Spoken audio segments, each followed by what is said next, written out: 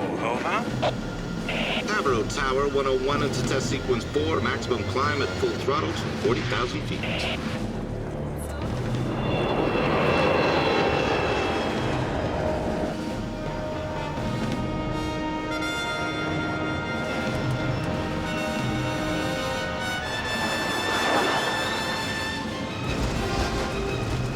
Record vibrations in airframe.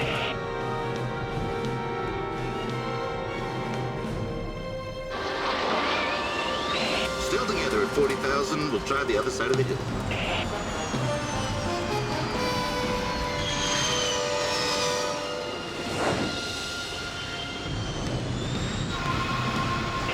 Mach 0.5.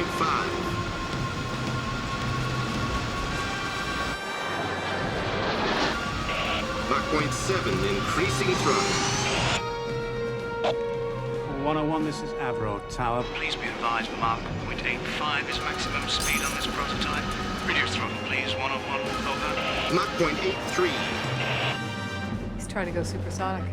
101, this is Arrow Tower. Reduce throttle immediately, over. Mach 0.89. Flight Lieutenant, cut throttle and pull out now. Mach 0.95. Mr. Woodman, do you read? This is Arrow Tower. Reduce throttle. And terminate dive now. I read you. Okay, reducing throttle. Mach 0.97.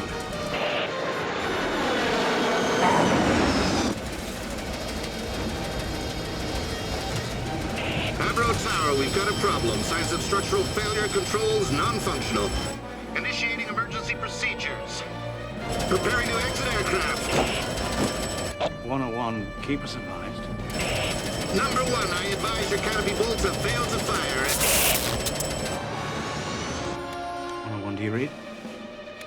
101, can you respond? Over.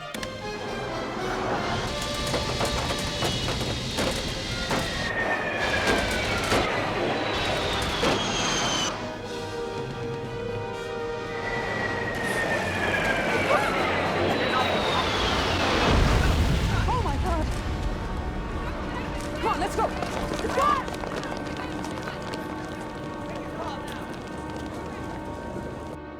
Bloody hell. Emergency. We have a code red. Just head for the smoke, June. Anybody see a parachute? Hey, look! It's the pilots.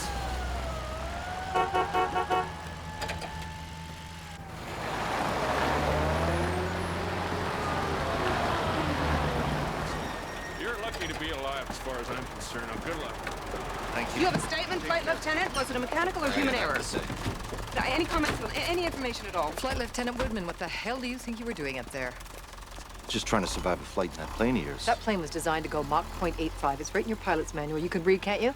In close combat, there isn't a lot of time for checking the airspeed. You weren't in combat, Mr. Woodman. You were testing a Mark IV Avro prototype that meets all the operational requirements that the Royal Canadian Air Force asked for. Well, we should have asked for more. Kate, what'll this mean for the program? Any comment? Nothing they'd let you print, June. Avro's new weapon of destruction.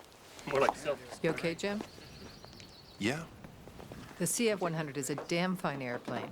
There's nothing wrong with your design. No, I know. We just have to get Buck Rogers as a pilot.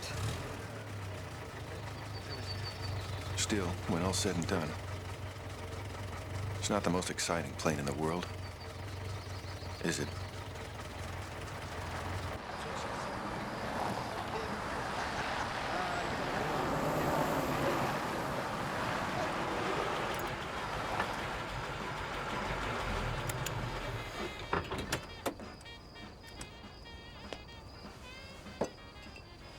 Hey, kid, how they hanging? Oh, not too good, Ruby. Heard the news. Prototype dug a trench, eh? Yeah. The bad news is the pilot got out alive. You'll straighten it out, Kate. Yeah. The CF-100's not such a bad old crate. Thanks, Jill. You remember in 42 the nightmare we had putting together that first-length bomber? That thing was so big, we never thought we'd build anything that huge. Yeah. Old Sir Roy Dobson brought in that team of British engineers to inspect the first one. We all hoped they'd get their asses torpedoed on the crossing. Remember that? He went over every inch of that thing. He was poking his cane into one thing after another. We were all quaking in our boots. I mean, he was the designer after all. And finally, he finishes the inspection, and he looks at his engineers, and he says, about our Lancaster. Now that, gentlemen, is the way to build a bloody aircraft. Sure could use another day like that. Night. Night.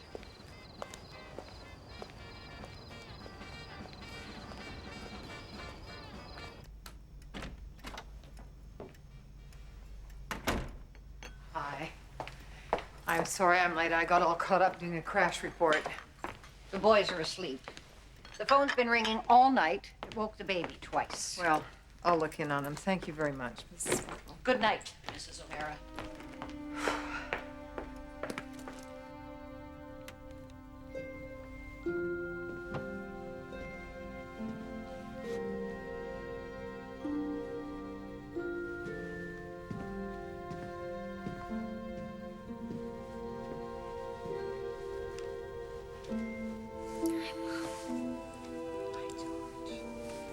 The radio said your plane crashed. Oh, yeah. I had a bad day today. Know what? What? Both tooth come out. It came right onto his hand. There was blood and everything. Oh, no. Hey, George, you know what we're gonna do? When I get the 100 back into production, maybe we'll take a nice long vacation together, okay? We'll go to Miami Beach, all of us. Daddy, too? No, honey, not Daddy, too. Sorry about your bad day. Yeah. Today I figured out that I spent the last 4 years building a boring airplane. Good night, sweetheart.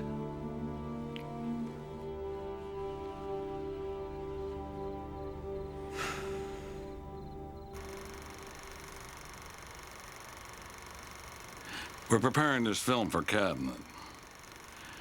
This is a Tupolev Bear from the Ticino Air Show. Built for bombing runs across the Pacific. Yes, sir, but we can handle that. Yes. But this is something you haven't seen. The Ilyushin IL-22 bomber. A whole new generation of Soviet jet bombers about to be constructed with speed and altitude and range far beyond what we imagined. And they're going to build thousands of them. And they won't be coming across the Pacific. These bombers will be able to fly over the polar ice cap right in our back door and drop a nuclear payload on any North American city they choose. We're going to have to defend nearly 2 million square miles of Arctic. We need a new interceptor. Correct. Here are the operational requirements the committee has compiled. We need to find a company to design and build her. I want you to go to Boeing, North American, Hawker Siddeley. 5-to-1 weight to thrust ratio? 2G turn at Mach 1.5 at 50,000 feet with 0 loss of speed or altitude? The thrust of a rocket, a weapons bay bigger than a B-29, and the handling of a 2-seater Cessna, and they think this is possible? It's what we need. So this is going to be one hell of an aircraft.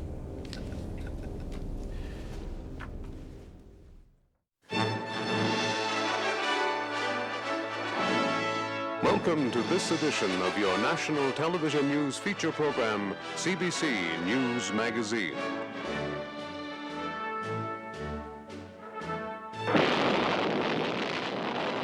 In tonight's story, we look at the American Civil Defense Program and its response to the threat of a Soviet nuclear attack. Is Canada ready? We must learn to live in a world where we have the hydrogen bomb and the enemy of freedom has the hydrogen bomb. If the communist bloc does attack, our radar sites and observers will sound the alert. Giant bombers will take to the air. Jet fighters will scream aloft. Fighters will account for some of the enemy, but some will get through to your home.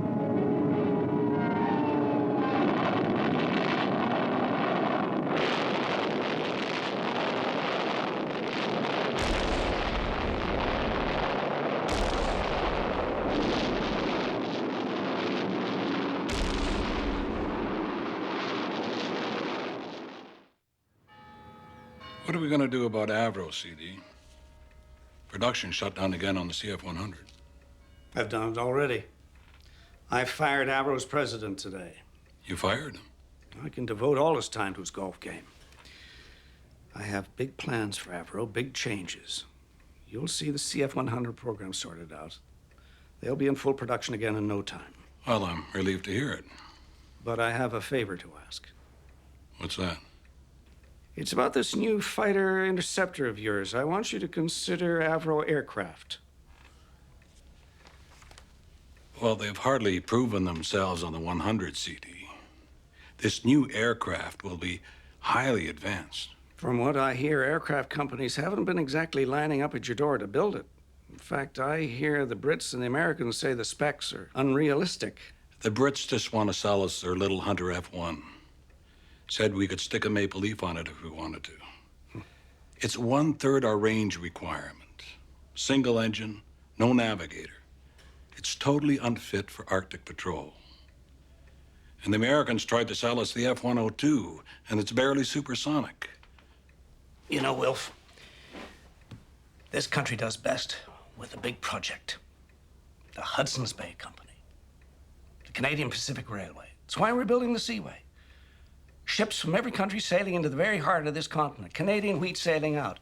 It's why we're building the oil pipeline. It's why I set up Trans-Canada Airlines. And that's why I got Avro started. All I'm asking is give Avro a little time to make a presentation, hear them out. You said that there were big changes for Avro. How are you going to turn them around? I'm going to give them one of my boys.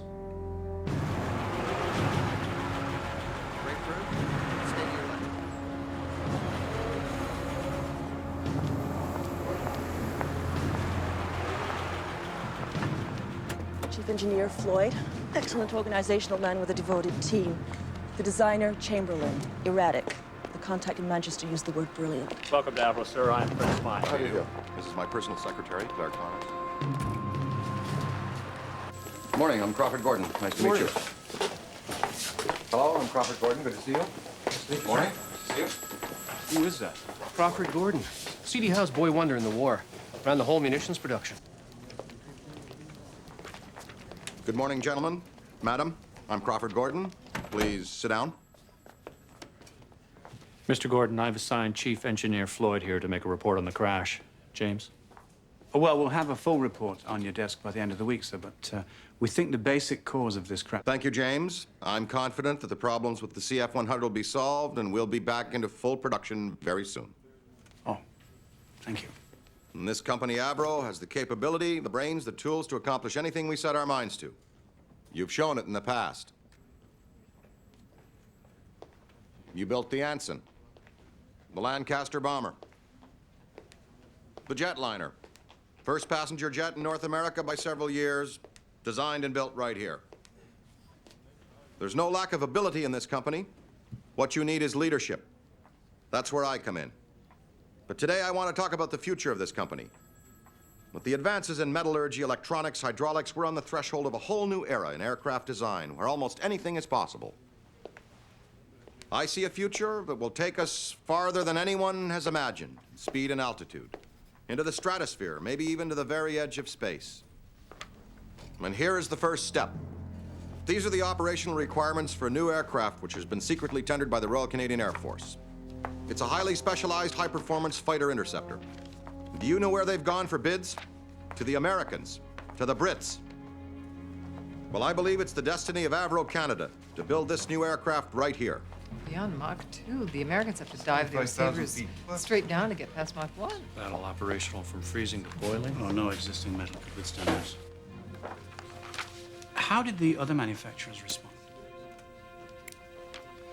They said it was impossible. I want to hear what you say. Well, I'm sure it would be a very intriguing project, Mr. Gordon, but the fact of the matter is that the speeds they're asking for would either melt or tear the wings and tear off any existing airframe design. So you're saying it's impossible? Well, technically, given the data and the materials presently available, yes, it's impossible. I see. Well, I'm disappointed. I guess I was wrong.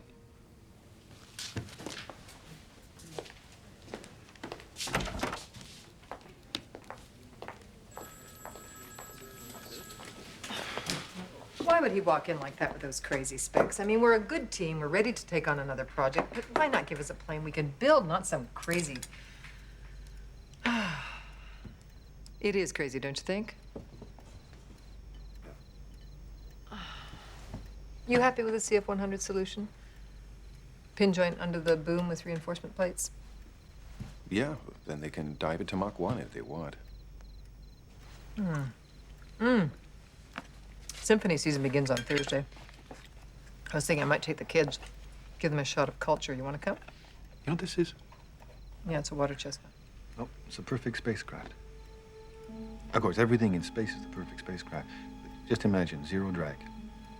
You're thinking about that new aircraft. In space, the potential velocity is almost limitless. Almost limitless. But that's space. We're dealing with heavy atmosphere. We penetrate air, we create drag and turbulence, reduced velocity, back to square one. Okay. Conventional aircraft have the noses. No problem there. Good penetration, no problem. Where the problem lies is at the back. You have chaotic displacement of air by the tail, the rudder, the trailing edges, and so on. It's the drag. It's the drag. The drag is our enemy, and it multiplies at supersonic. Drag limits velocity. And so what do we do?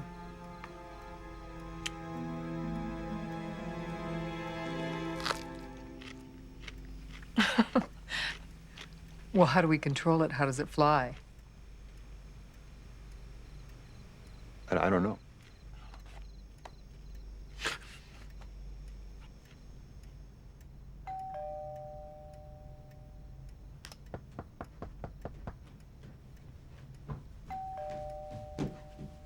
Who is it? It's me, Kate. It's a really simple thing, Kate. Jim. It's a really simple It's thing. 4 o'clock in the morning. Like I was saying, the problem with supersonic flight is the drag. It's always the drag. And that's created by the wings and the tail. We have to get rid of that. We have to get rid of the wings, and we have to get rid of the tail. No wings or tail. Yeah. Then there's no drag. Just get rid of them. Cut them off. That's a hell of an idea.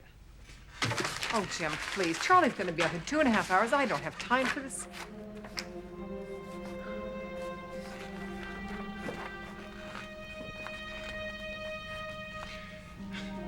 Told you it was simple.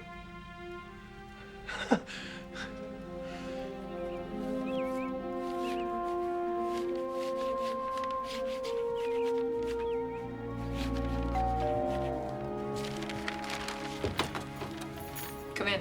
Honestly, Kate, couldn't this have waited until Monday? Just come. Just come and have a look at this. What? You'll see.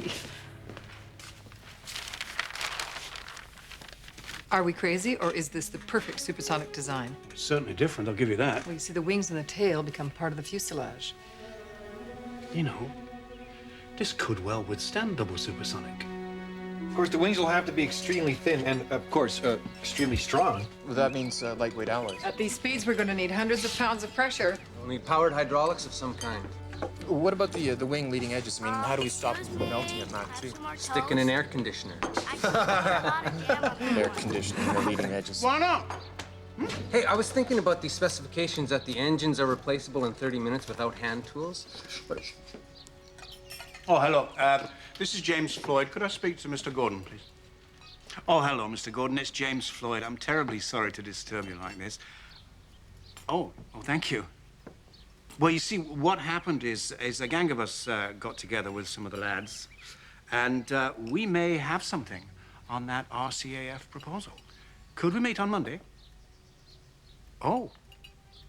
Oh, no, that's perfectly fine. Thank you. Well, he says we should go round there now.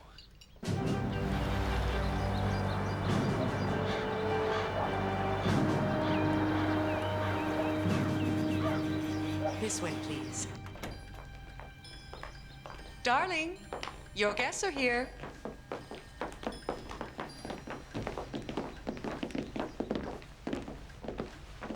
Bring some more coffee, please, and tea. Lots of it. Morning. Morning. Well, sir. Call me Crawford, James. Yes, Crawford. Right. Well, Young Jim Chamberlain, our aerodynamicist, he's come up with the basic idea for a triangular-shaped airframe, which we think will do the trick. And that'll fly, will it? Yes. How fast? Mach 2? Maybe more. And the engine? Oh, Rolls-Royce. Nothing but the best. They'll have the power that we need. We'll start with test models of the airframe. But you should be aware, Crawford, that this is going to be big. Don't worry about that. No, I mean huge. I mean, there are thousands of parts and systems, mechanical, hydraulic, electronic, electrical, they don't even exist. I mean, this is going to make the CF-100 program look like a Meccano kit. Good. You build this thing, James. I'll get the funding. Jim? Yes, sir? Call me Crawford. Tell me a little bit more about this new airframe design. We'll need to forge our own hours. We need a new CN machine about 3 times the size. For a computer from IBM, that would be like having 3,000 more engineers. I was thinking about the engines, replaceable in 30 minutes. We suspend them from rails. One comes off, the other just slides Rails, on. that's a damn good idea. Sort of. He's quite a lad, isn't he? Our new president. Yeah, definitely, sir. Yeah.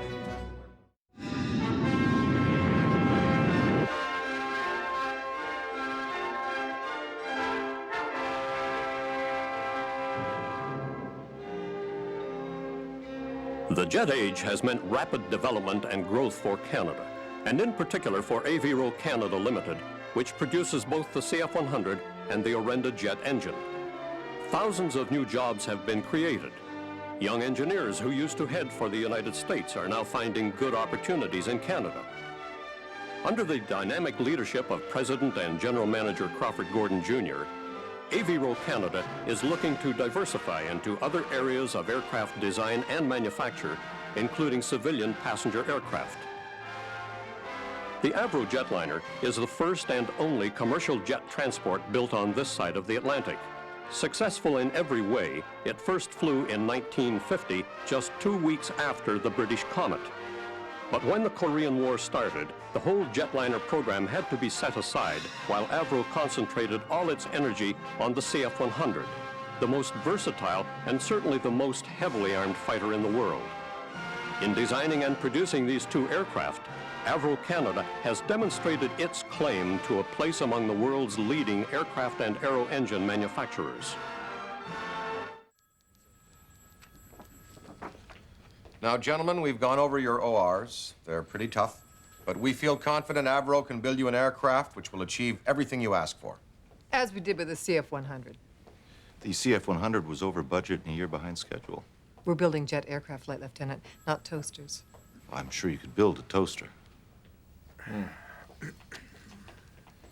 Jim. Yeah, well, we needed a totally new design for twice supersonic speed, so what it is, it's basically a wedge or a triangle. We got rid of the wings and the tail. No wings or tail? No. Not as we know them, no. Could you perhaps sketch us a simple version of this? Well, it's like a triangle or a wedge. What engines would power it? Rolls-Royce RB-106. They should be production ready for next year. And flight control? We're looking into navigation by computer. Radio control from the ground? No, miniature, basic, onboard computers, one for each I aircraft. still can't visualize this aircraft. Well, the drawings are very specific, Flight Lieutenant. It's a triangular shape. A 30-ton triangle. With a central fuselage, high overhead wings to give easy access to the belly pods and the engines. But is it stable? Yes, we think the design is very We stable. haven't actually got rid of the wings and the tail. We've integrated them into an extremely efficient airframe. We're completely confident that it will achieve the performance you require. Look, it's like this.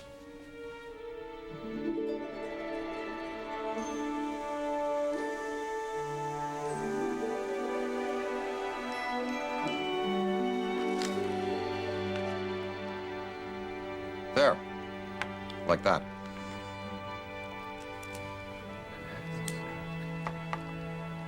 Would somebody get that, please? It's classified. Do you think we might have a more formal proposal?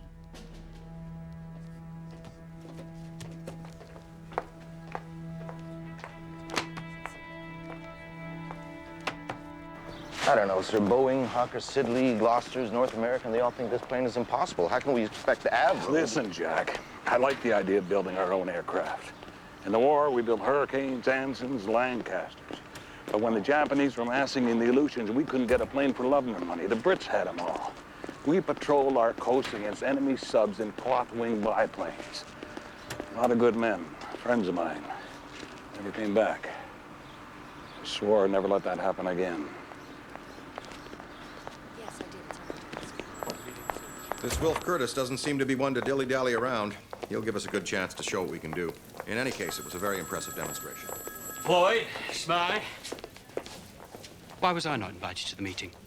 You airfreight boys want to keep all the glory for yourselves. You know perfectly well why, Edward. Mr. Critchley, manager of the Orenda Engine Division. You have your hands full with the CF-100 program. We are using the Rolls-Royce RB-106. You've called for a minimum £20,000 thrust per engine, correct? Yes. Rolls may get £12,000 if they're lucky, 14,000 tops. Their design will never do 20,000 in a 46-inch hole.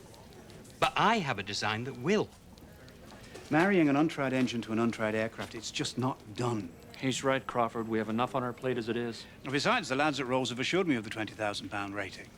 And development's on time and budget. To start a new engine program now would be just too risky. It'd be too risky not to.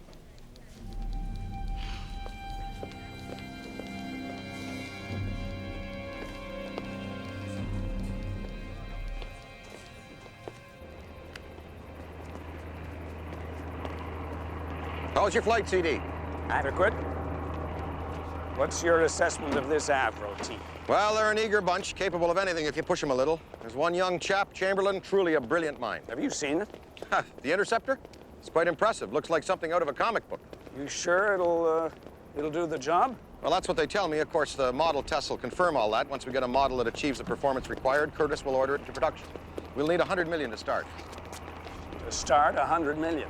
We need metals that don't exist, electronics that haven't been invented yet, hydraulics, pneumatics. We're building this aircraft from scratch, CD. It'll be the most advanced in the world. Cut the crap, Crawford. This isn't the war anymore, and there are limitations. I want a responsible budget you stick to this time. You hear me? Yes, please.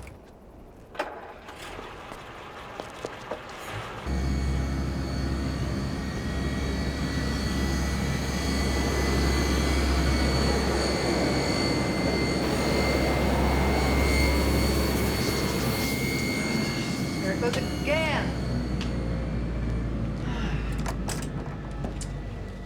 Mach 1.28, it loses its stability. All right, let's go over it all again.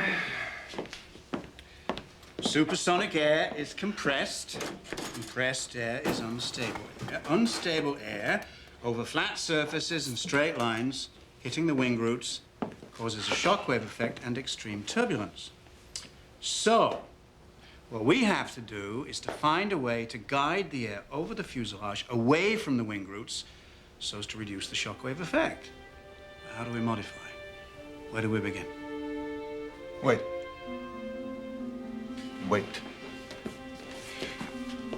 Hey, Jim. What is it, Jim? Contouring. The fuselage. We pinch the fuselage just in front of the wings. Then the contouring will draw the air in and then force it out over the leading edge of the wings. Minimizing the shockwave. Yeah. Okay. Watch this.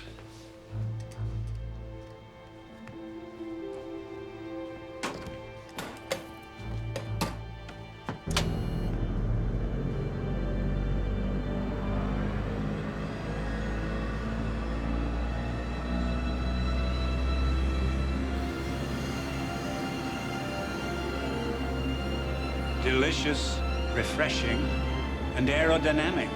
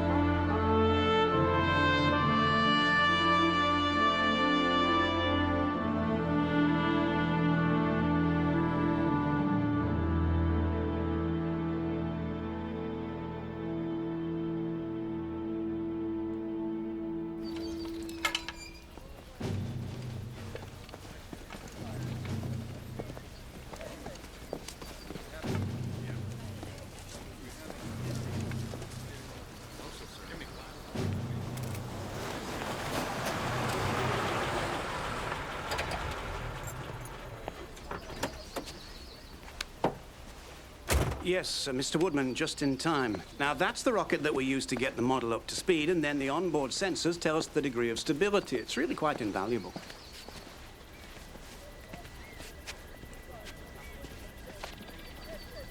All set to go? Yes, sir.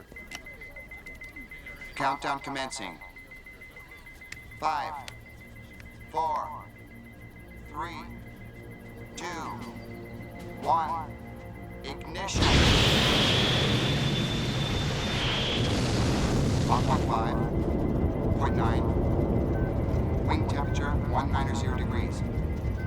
1.2. 1.4 and stable.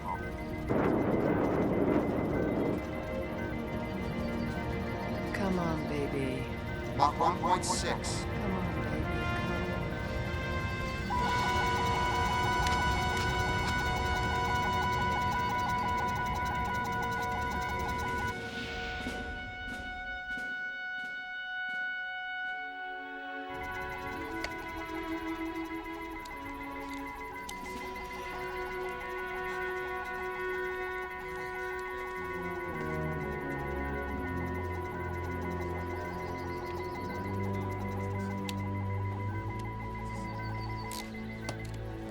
What was the last stable speed?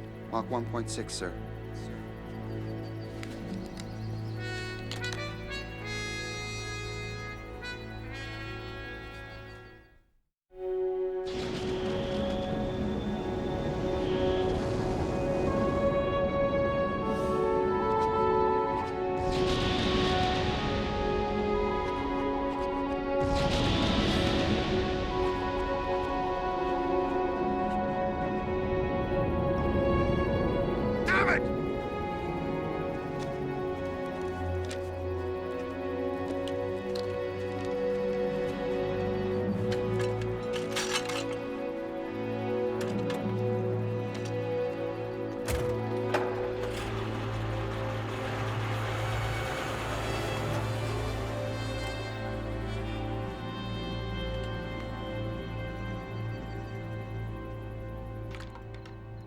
Today, U.S. Army officials confirmed the secret detonation of an H-bomb at Jacobson Army Base in Nevada.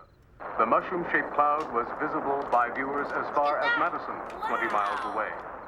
Sources refute claims made by the Soviet Union that they are developing an H-bomb with twice the Okay, power. kids, it's time for bed. In national news, the Progressive Conservative Party of Canada has elected a new leader, John George Diefenbaker.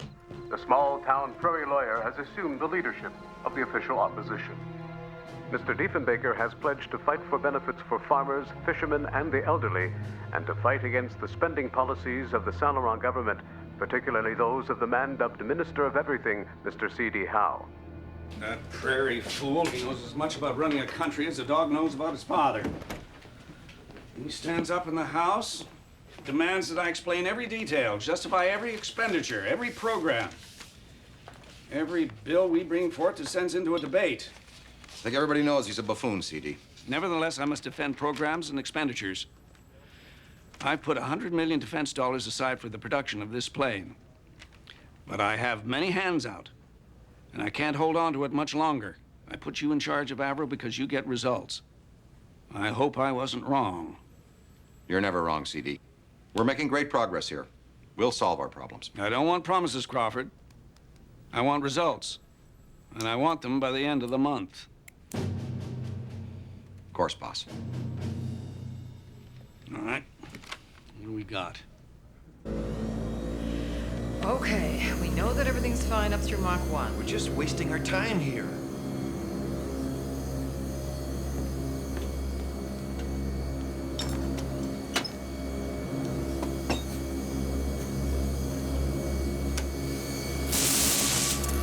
Jim? What do you mean, no? What the hell are you trying to prove? Damn, it's still not enough. What are you doing? We've got to get speed. Well, you won't get it like that. It's not built to take 220, you know that. You'll blow the whole thing up. It doesn't matter.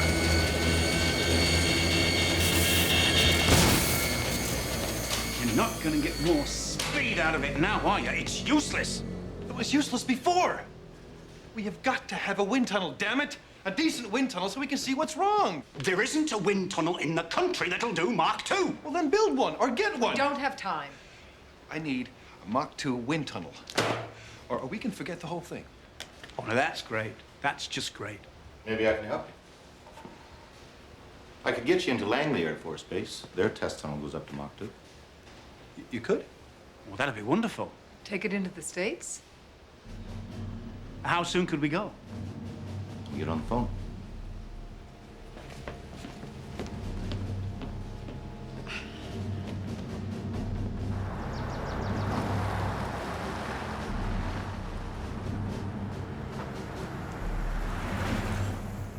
Very well. Shall we proceed?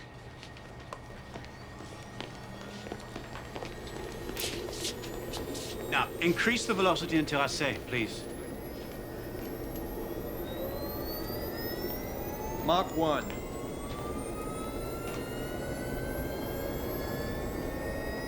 Mach 1.3. No, slowly, please.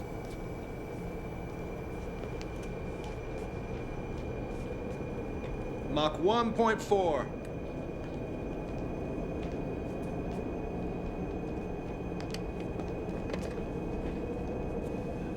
You should come and see this. Mach 1.5. Mach 1.6. Okay, let's all watch for it now. 1.7. Increase velocity to 1.9, please.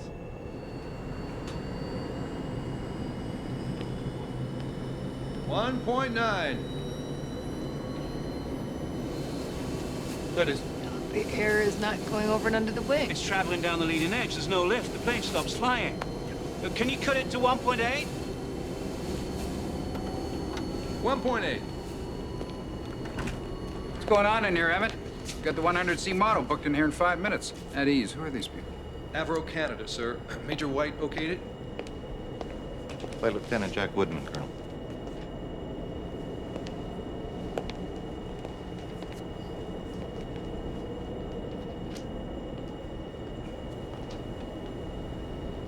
Well, that's pretty the slow thing I ever saw. We've never gotten a model stable over Mach 1.3. You gonna build it? We plan to. Where? England? No, sir. Up in Canada. Toronto? That is, if we can get her up to our requirement, past Mach 2. Past Mach 2. Yes, sir. Well, keep me posted. Come down anytime. And if there's anything I can do to help out, let me know. Thank you, sir. I will.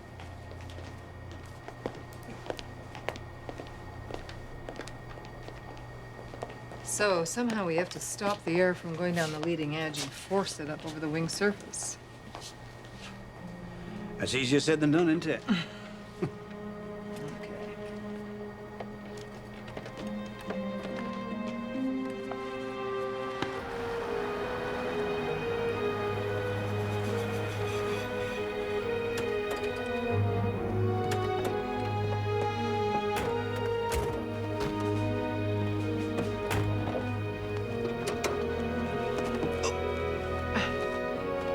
Good night, Jim. Mr. Woodman, I'd really like to thank you for all your efforts in getting us into Langley. Yes, thank you. Oh, you're very welcome. I just hope it'll help. At least now we understand the problem. Good night. Good night.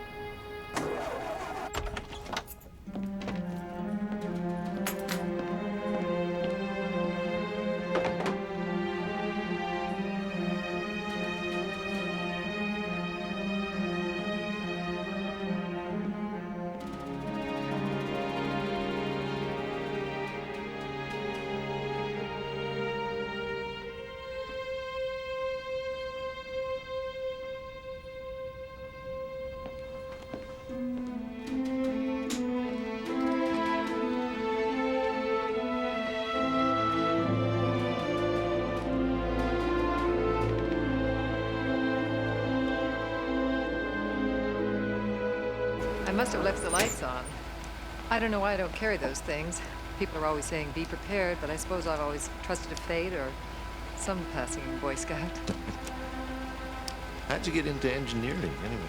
Didn't want to nurse, didn't want to teach. Are you married, or? No. Well, only to my airplanes, or so my ex-husband used to say. Once he decided I wasn't having an affair with James or Jim or anybody else. Jim's quite a character, isn't he? Oh, yes. So is he stable now, or? What do you mean by that? I mean, how did you... Security check, standard procedure. He was under psychiatric care. That was 2 years ago. There was a lot of pressure from the CF-100 program on him, and he needed to rest, that's all. Okay, fine. Listen, Jim Chamberlain is the best damn airframe man that I've ever seen. And he is fine.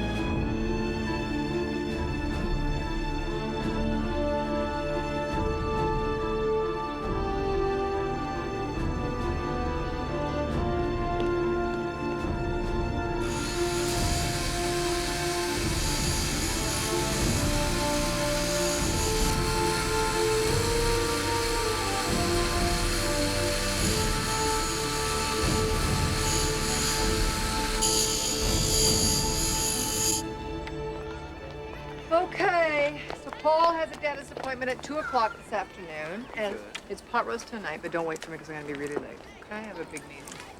Hey, Kate. Hi, Joe. Today we finished CF-100 number 300.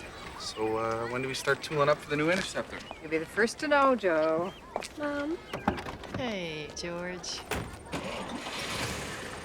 Mom, can I come to swimming today? Oh, no, it's your big meet today, isn't it? I can't. I've got a great big meeting. I can't be there, but you're gonna swim your best, okay? Be a good boy today, okay? Bye.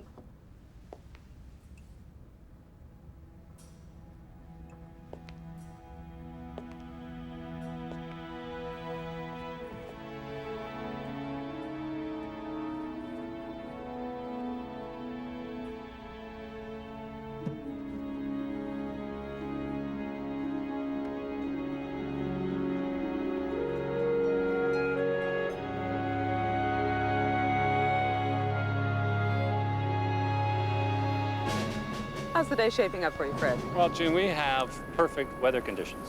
Now, you've had a lot of problems with these high-speed model tests. What's different about this one? Well, the difficulty with an aircraft this advanced is maintaining high-speed stability. But we're confident with this model, and the telemetering will confirm that we've licked this problem to Mach 2 and beyond. Assuming that, what's your next step? Well, we'll put the aircraft into production as soon as possible. We have to meet the tremendous urgency of this country's needs for defense. Thanks, Fred. Good luck. Thank you. Thanks, Fred. Track curves to her. Sexy little thing. She's definitely a lady. From what I hear, if it doesn't fly, it's the company that crashes.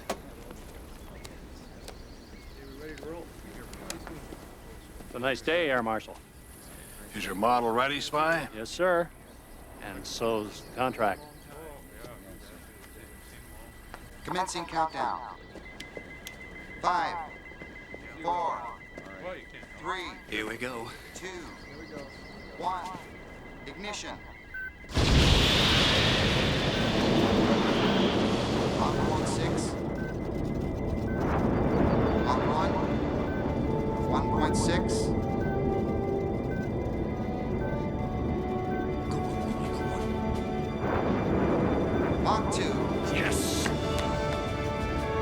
2.3.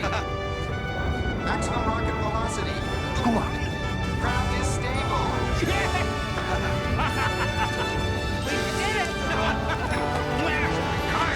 Congratulations, gentlemen. You have an aircraft. Well done. Congratulations. Well done. Well, got a plane to build. Yes, we do. Congratulations.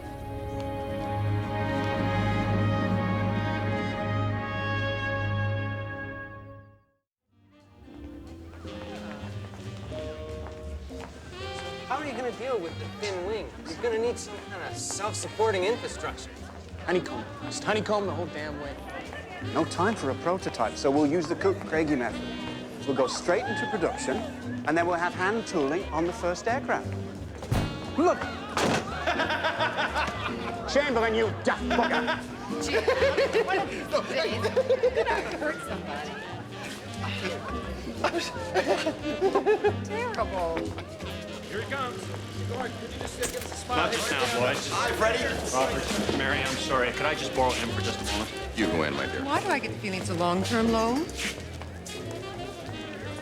It's from Rolls-Royce. They're abandoning the RB-106 engine program. We don't have an engine. Critchley was right. Well, don't worry, Freddie. We'll work out something. Right. So it's 3 against 1. I'm at my ceiling, guns are all jammed. I'm all but out of fuel, so there's no other place to go but down.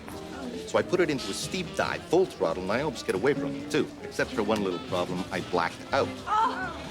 So I wake up at 2,000 feet, still headed for terra firma. I pull her out, engine sputtering, scraping the treetops, and there, right in front of me, is an airfield. Well, I'm sure that wasn't the first time, Lieutenant, that you've woken up to find yourself in a dive.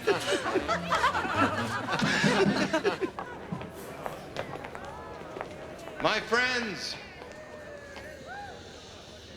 friends, we did it. We are about to build this new aircraft, designated the CF-105.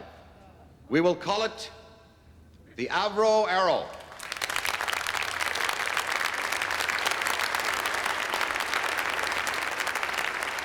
And it will be the most advanced supersonic fighter interceptor in the world. We have been contracted by the Royal Canadian Air Force to put this new design into full production as soon as possible.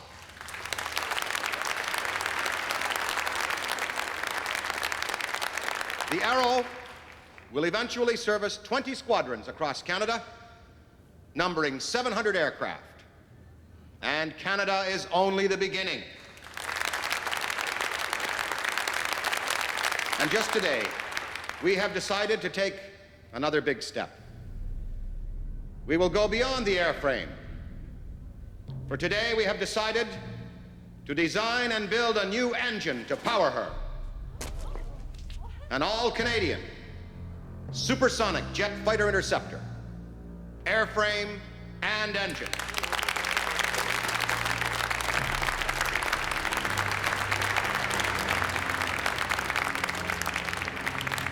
Now, this isn't my plane, and it isn't Avro's plane. This will be your aircraft. From the designer to the riveter to the guy who sweeps the floor, the Arrow belongs to you. And to show you that I mean it, I am giving each one of you a bonus of Avro stock. Wait now. Don't cash it in. Hang on to it. Hang on to it. Buy more and I'll make you rich. Today, we've opened the door to the future. And the future is unlimited.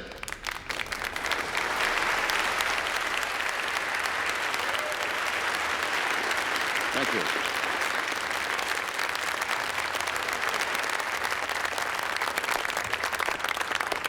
So, holding out on me. A new engine program. Whew. So tell me, what are the specs? Is it axial or centrifugal?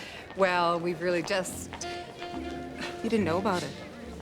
You didn't know about the engine? We can handle it. Excuse me.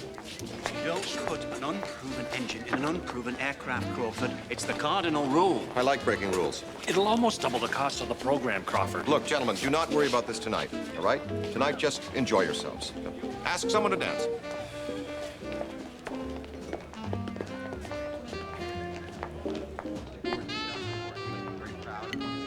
He's such a good speaker.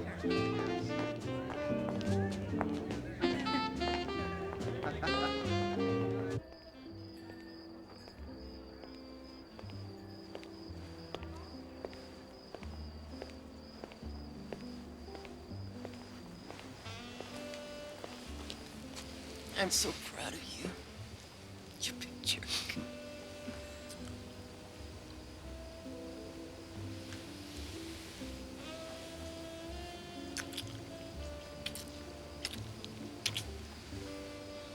I have something for you.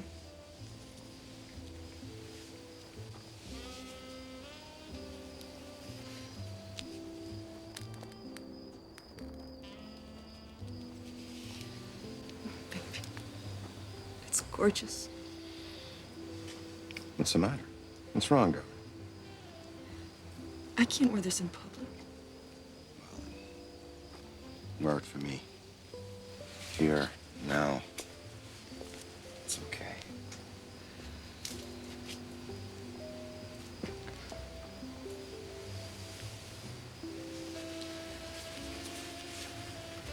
Can't stand being this close to you all day. Alone all night. I know. Crawford?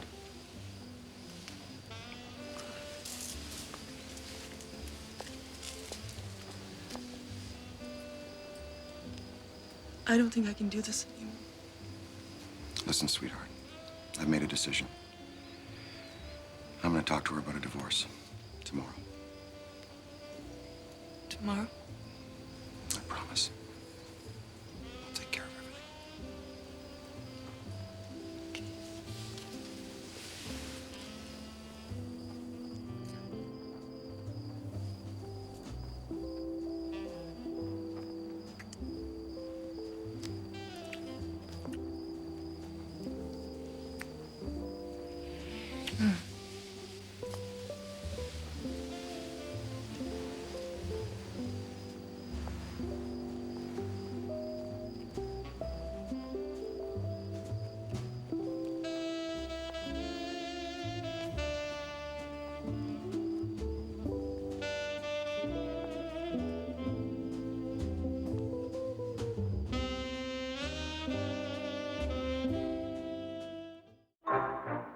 CBC Television News.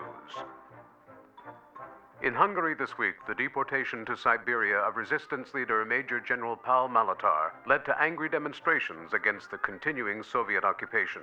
Since the bloody invasion on November 4th, 100,000 Hungarians have fled the country. Immigration officials report that Canada has taken in 8,000 refugees to date. Canada joins with Britain, France, and the United States in condemning the Soviet action and demanding their immediate withdrawal. In national news, the Trans-Canada Pipeline controversy took a new twist. Today, in the House of Commons, after 4 days of heated debate, Minister C.D. Howe invoked closure on discussion of the subject. The government bill to continue funding the pipeline will be put to a vote tomorrow and is expected to pass. Opposition leader Diefenbaker accused Minister Howe of taking democracy hostage and promised to make this a major issue in the upcoming election.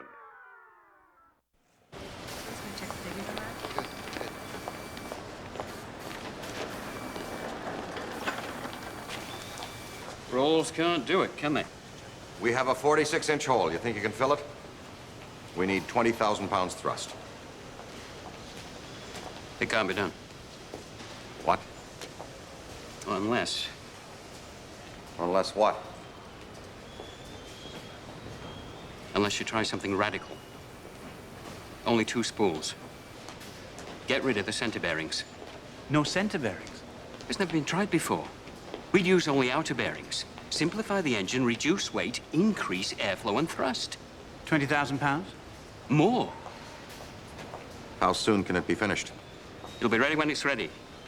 You should have come to me in the beginning. Now you've wasted all this time.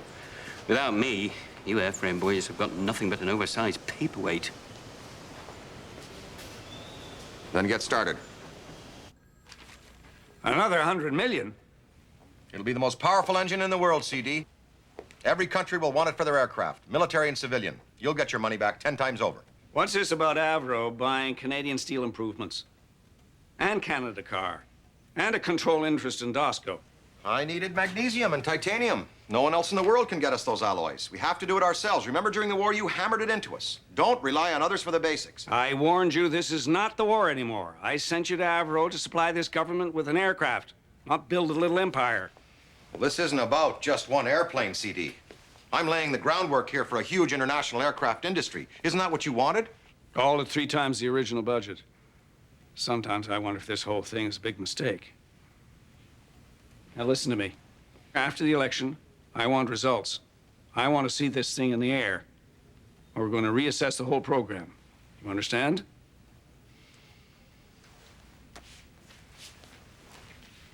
Can I have the engine? All right. Build your engine, but remember, by the end of next year. Yes, sir.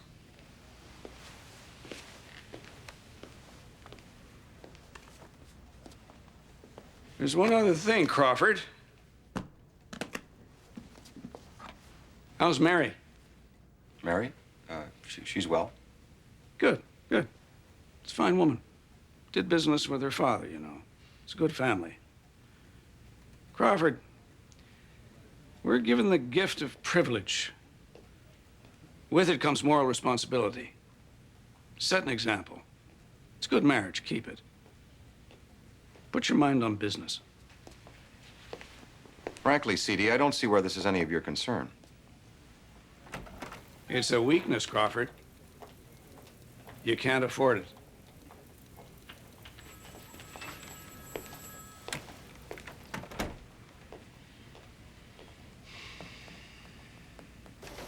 Still like the results we got last time. Let's run those numbers through again. All right, sir. I'll try. Let's just go through the sequence this time, okay? See if that makes any difference.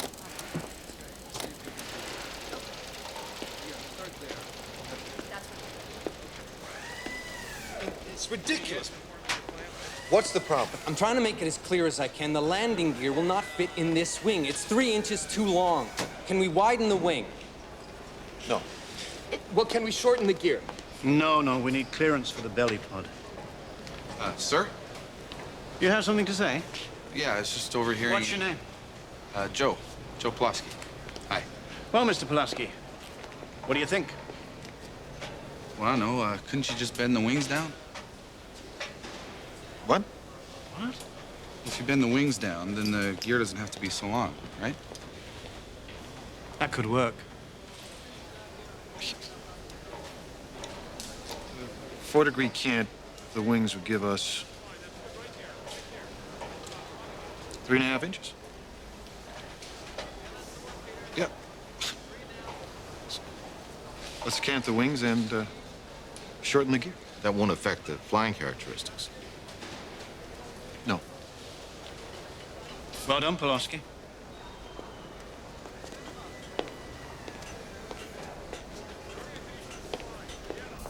$10 degrees to starboard, sir.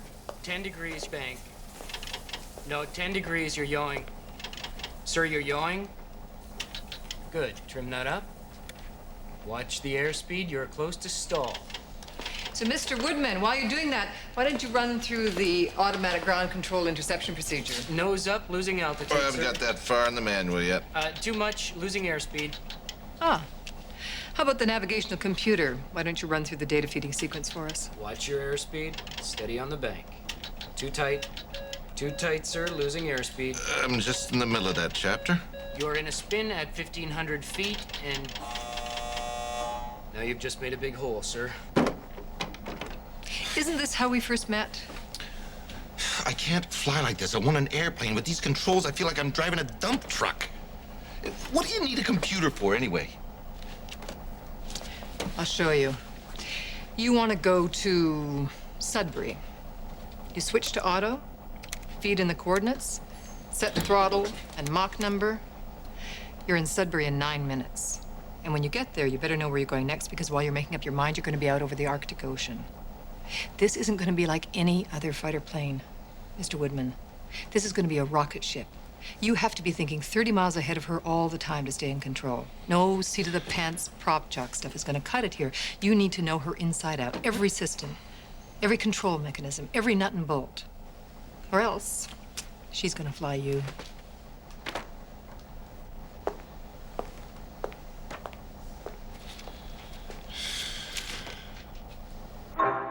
Prime Minister Saint Laurent told reporters today he is confident of another win at the polls based on his government's record of accomplishments. Another outstanding achievement of the 22nd Parliament was to get started the building of the natural gas pipeline which runs eastward from Alberta. This tremendous venture, of such significance to so many millions of Canadians, was only made possible by patience, persistence, and finally successful government action. After a debate nearly as long as the pipeline itself, and quite as full of another kind of natural gas. Opposition leader Diefenbaker, visiting Winnipeg today, continued his attacks on government spending and declared if elected, he will, quote, break up the Bay Street monopolies and give everyone a fair deal.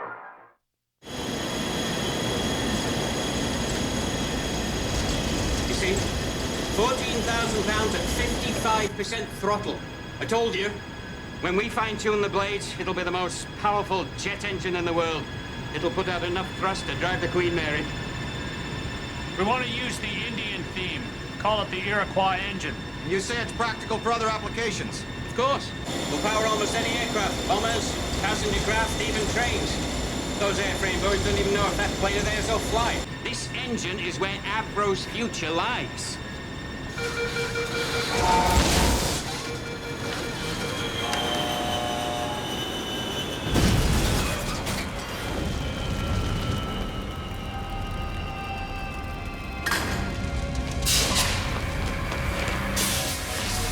Well, that's one hell of a future there, Critchley.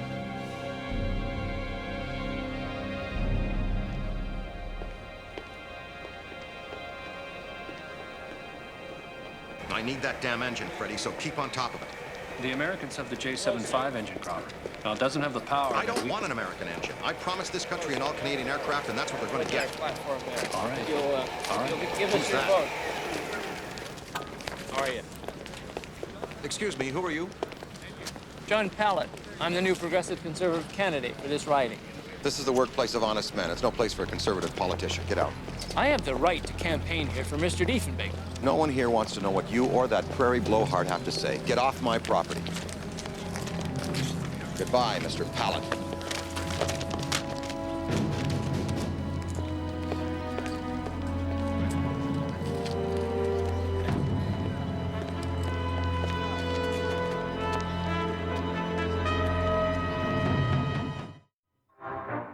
Canadians go to the ballot box tomorrow to elect their government.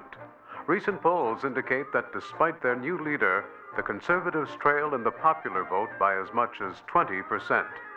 It seems likely that Louis Saint Laurent and his Liberal Party will continue to govern.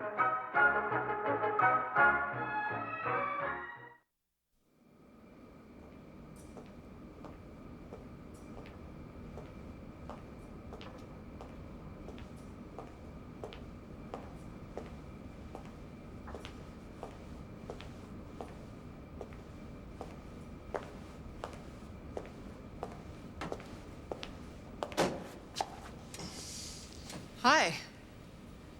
Hi. What are you doing here? I was just an old seat-of-the-pants prop jock doing a little homework. What are you doing here so early? I like to come here sometimes early in the morning, just before the shift starts, and, well, just look at her. It's wonderful when beauty and technology can come together. Yeah. What do you think of my navigation system? Well, it's not bad. I do have one big problem, though. With electronic controls, I won't have any sense of feel. What do you mean, feel? Like, when you're in a car, you can feel the road. With this, everything's electronic and hydraulic. Well, at Mach 2, you couldn't do it manually. You'd need hundreds of pounds of pressure. Yeah, I know, but with your system, I won't be able to feel the flex and stress in the airframe and the control surfaces. I should be able to feel that through my hands. Well, it's just not that way anymore. When I fly, I'm part of the plane. I want to feel wing load and G-force. I need to feel the level of stress in the airframe or an over-control during a given maneuver, and I could tear a wing off. It's not possible. You just have to figure out a whole new way of flying. You don't need a pilot, you need a computer operator.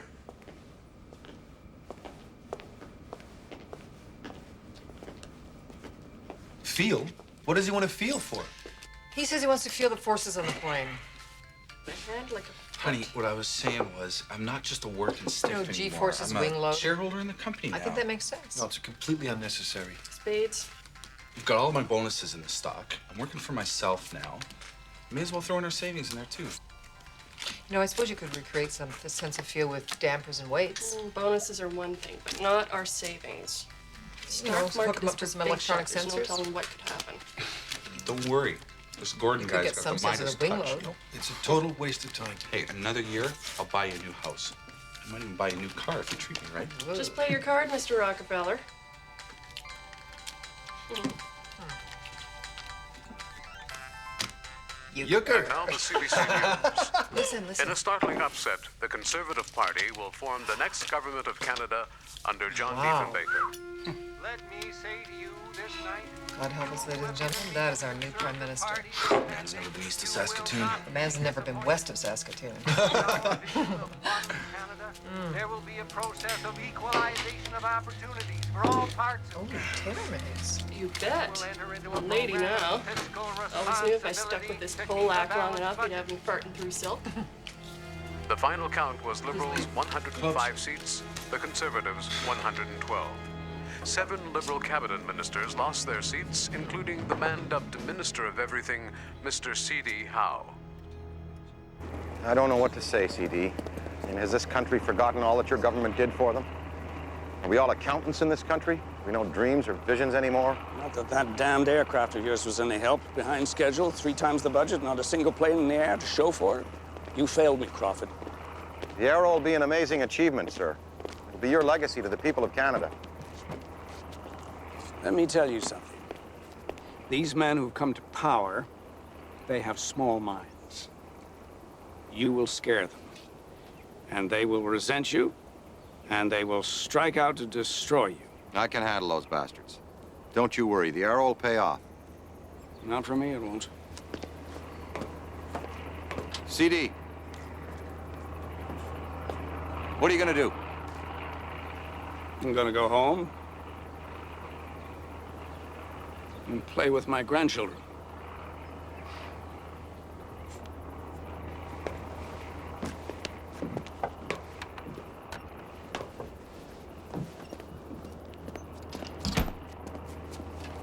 All clear. Well, you know, governments come and go, but Avro's here to stay. We're going to show them just who we are. We've got to go after these international markets. Now, the Belgians bought a couple of squadrons of 100s. We'll give them a deal on the Arrow. Who's that American colonel? Colonel Fairchild Wilson. Right, Fairchild. Invite him up here for a visit. We've got to find a buyer for this engine. Try the French and the Italians. We should meet with the new government, see which way the wind blows. Well, I'll tell you how to find that out. Ask them for more money. How close are we to a fully assembled Arrow? 4 months. Freddie, I want a rollout of a fully assembled Arrow in 2 months. Crawford. I want people to know what we're building here. I want them to see the amazing potential of this country. Get me Air Vice Marshal Curtis, please. Thanks, Dole. You're welcome. Turn starboard, 30 degrees of bank. Turn port, 40 degrees of bank. 30-degree climb. Good. I'll have a little surprise for you. Turn starboard, 30 degrees of bank at Mach 0.75. Turn port 40 degrees and increase throttle. Do you feel? Yes. I feel the wing load. That's good, real good. Well, of course, it's just simulated here. It'll be a lot better once you're in the air, but that's the feel you were talking about, right? Yes. You delivered, Mr. Hare. Thank you very much. Welcome, Mr. Woodman. We wouldn't want you snapping a wing off now, would we?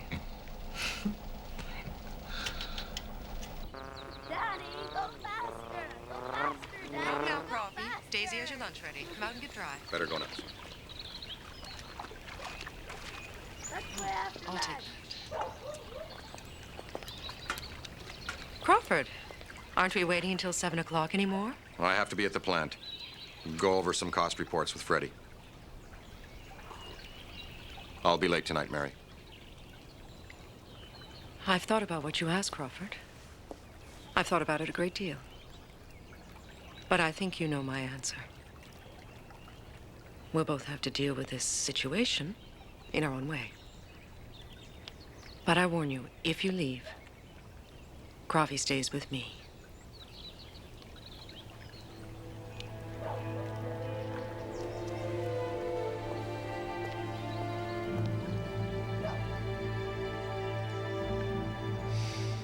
A program of structural and systems tests was begun at an early stage and carried out with one primary aim in mind. The first aircraft was not to be a handmade prototype. A comprehensive test program to prove all aspects of design was therefore necessary before starting. They're asking an additional $60 million. It's an expensive program, there's no doubt about that. No, sir. But it's quite a feat of technology, if it lives up to expectations. Prime Minister, we were elected on our promises of social programs. Raise the old age pension, new unemployment insurance plan. And we still have other hard choices to make. The Arrow is an example of everything we've campaigned against. The government funding huge liberal programs at runaway costs. The newspapers are saying we're already wasting more money than the liberals. Don't forget the Soviet threat.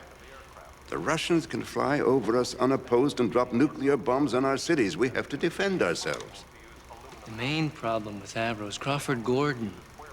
He's got them building a new engine and a new airframe at the same time. It's a little like wearing two left shoes. Maybe distinctive, but it's not too bright. There were occasional delays, and sometimes adjustments had to be made to keep the whole project rolling smoothly. Let's give them $45 million. Oh, well. But I want to see all the information on the Arrow program from the very beginning. And John? Yes, sir. That's your constituency. Ask some questions. I want you to see what you can find out about their operations. Yes, Prime Minister. To the Western Hemisphere. The Avro Arrow will mark a new chapter in the history of the Canadian Pretty thing, isn't it? industry and make a new contribution to Western defense.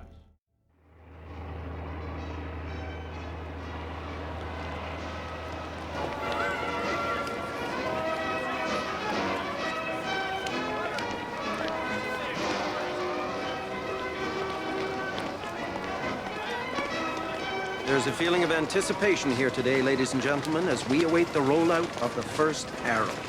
Among the dignitaries are executives of Avro Aircraft, RCAF Air Marshal Wilf Curtis, and the new Conservative Minister of Defense, the Honorable George R. Parks, VC.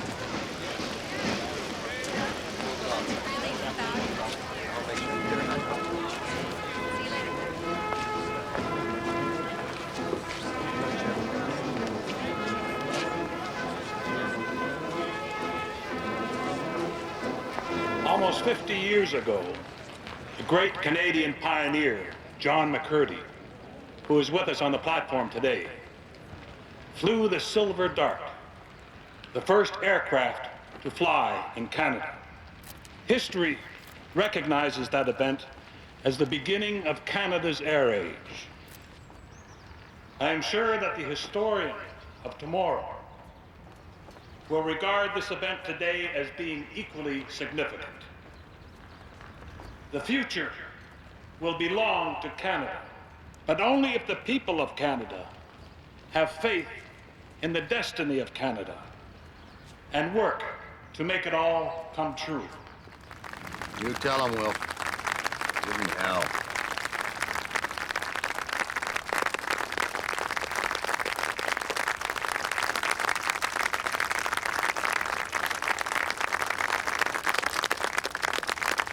I should like once again, in my capacity as Defense Minister, to commend the efforts of those who have contributed thus far to the development and production of this airplane. Through your efforts, you are making a direct contribution to the defense of the free nations of this world, and so to the well-being of us all. I now have the pleasure of unveiling the Avro Arrow, Canada's first supersonic aircraft, a symbol of a new era for Canada in the air.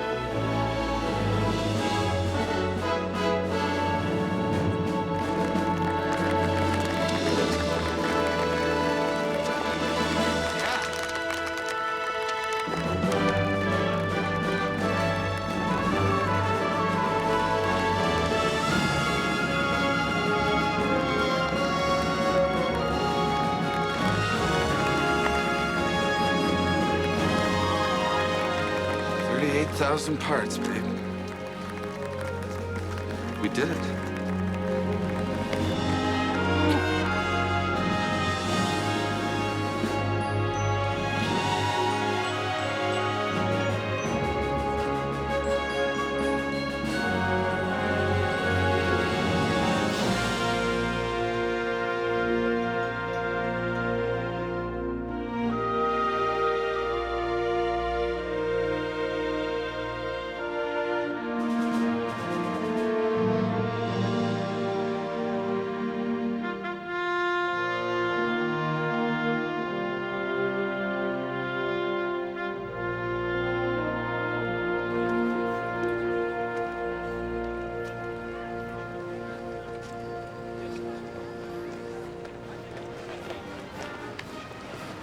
Congratulations. Thank you. Great job. Quite permanent. Thank you. Good. A bit almost triple. Sure.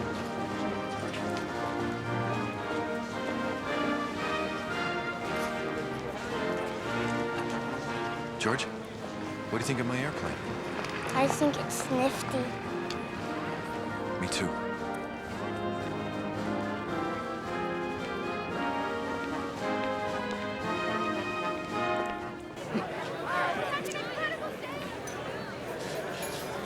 So, do you think Crawford got what he wanted? Oh, I'd say so. I told the press no more than 2-inch headlines. We have to save something for the first flight.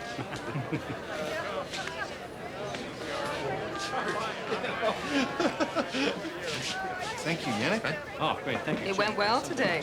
Oh, very well. Nothing can stop us now. Well, the engine is still on the test bed. The plane is a long way from first flight. C.D. Howe is not up in Ottawa writing checks anymore, and the Globe says we are heading for a recession. This is supposed to be a party. Go and raid on somebody else's parade. Hey, look. Look at this. 15,000 miles per hour beyond Earth's atmosphere, varying somewhat at different points in the orbit. What? Yes, it has been confirmed. Today, the Soviets have successfully launched Sputnik into orbit around the Earth. The satellite is able to circle the planet in less than 1 hour. It is currently being tracked by radar stations around the world, from Alaska to Australia. The West has lost the race for space. The age of missiles has begun. We have in our studio Professor Harlan Sedgefield, military historian. Tell me, Professor, does this event mean the beginning of push-button warfare? If missiles can be used to launch a satellite into space, then this will require the total rethinking of the defense of North America. It's conceivable that such missiles can now be used to strike targets here in North America with atomic bombs. But what are we looking for? Oh, it's a little dot of light. The sun will still be reflecting off it, so it'll look like a little star, like a little moving star. There it is. Where? There. Look, 45 degrees off the cup of the Big Dipper. See it? Oh, wow. It's really moving. Yeah, 17,900 miles an hour. It's almost limitless velocity. It's wonderful. It'll be over China in half an hour. They put weapons in these things? Weapons? Jim, these guys are the enemy. Try to remember that. Mr. Gordon, can you see it?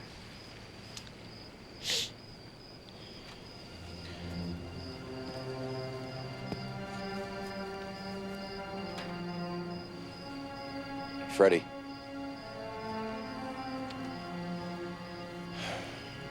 Buy some of those damn American engines for the first 5 Arrows, and let's get them in the air. All right, Crawford.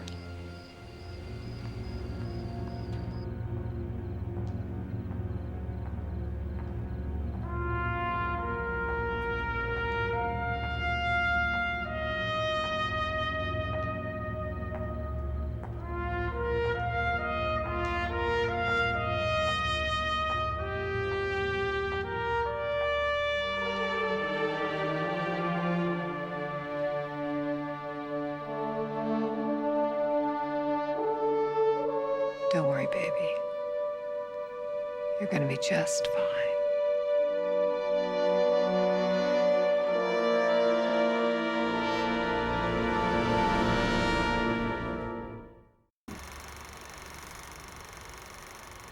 This is the Soviets' new Soyuz rocket. Well, what does this new threat mean to us? The Americans want us to buy their Beaumark missiles. Should we stay with manned fighter interceptor aircraft, or buy those missiles? Or do both? We're still assessing the threat of missile attacks, but we do know that the Russians are building more bombers than ever. And the Americans tell us that their missiles can defend against Soviet missiles or bombers, and at half the cost. The Navy needs a dozen new anti-submarine frigates. The Army needs 200 new American tanks. With respect, sir, we can't trust the defense of North America to missiles. The Beaumarks are still in development. They're completely unproven. So is your airplane.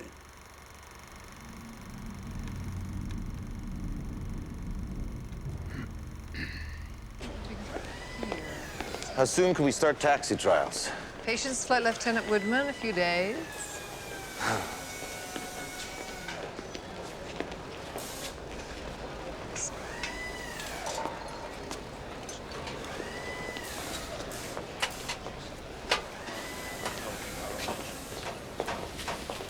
Jan, I'd like you to meet Flight Lieutenant Jack Woodman. Jack, this is Jan Zurakowski. I saw you at Farnborough the first time you did the cartwheel maneuver in the Meteor. It's a hell of a show. Thank you, Flight Lieutenant. What brings you to Canada? Jan is going to test pilot the Arrow for us. Jan, I'd like you to meet Flight Control Engineer Kate O'Hara. How do you do? I must hear how such an attractive woman becomes a senior engineer. Kate, perhaps you could update Jan on the new onboard computers. I want to fly it first. This plane is mine. No, not yet, it's not. Look, what this aircraft needs is an international recognition. Now, with Zurakowski's reputation, if he endorses it, I can sell this plane around the world. But I know the control procedures, the backup system, every goddamn nut and bolt. So will Zurakowski. Zurakowski's gonna go by the book. He's in no hurry. It could take him weeks or months to prove the Arrow's capabilities, and I don't think we've got that long. I could fly it today. Look, I have no doubt that you can fly the aircraft, Woodman. Absolutely no doubt at all. But the fact of the matter is that I need to sell this aircraft outside of Canada. And what it needs is the endorsement of a big-name pilot. So, Zurakowski flies.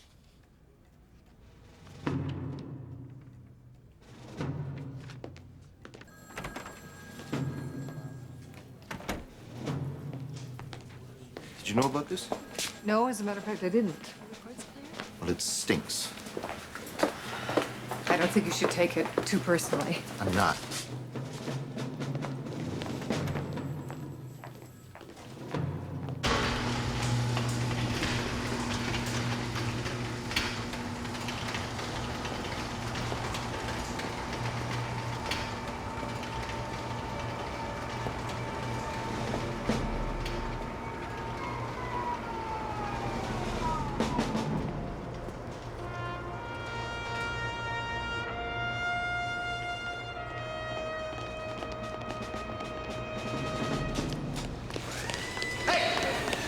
Hey, fellas, Zura's gonna take her up. Come on. Hey, boys! We're gonna try one! Come on! All right. Hey, boys, let's go!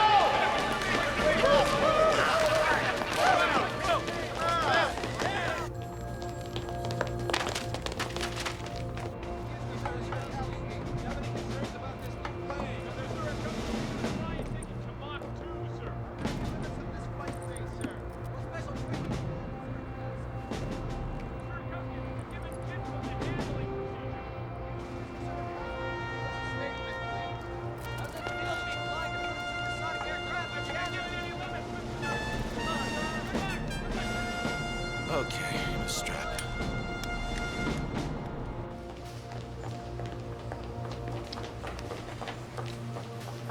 Yes, go, go. You're lucky if it gets off the ground.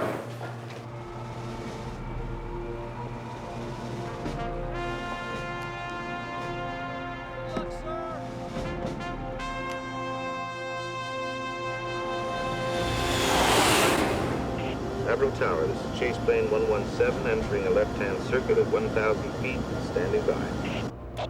We'll read your chase plane. Carry on.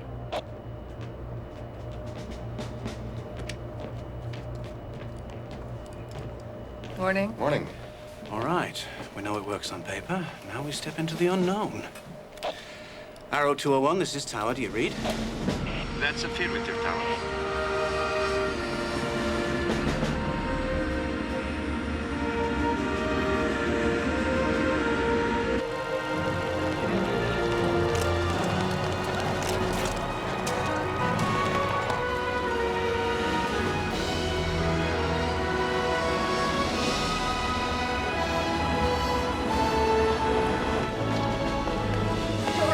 They're flying the plane. Barry, honey, we're gonna see Danny's plane fly. Finally getting it up.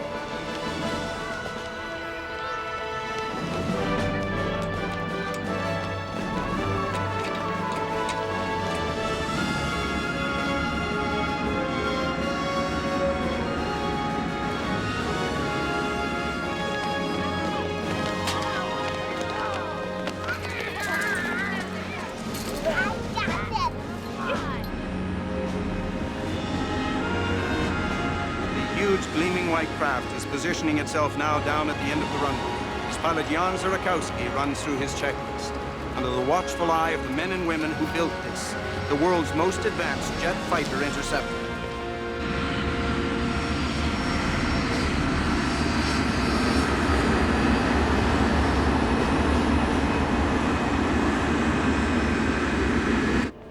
Arrow 201, this is Avro Tower.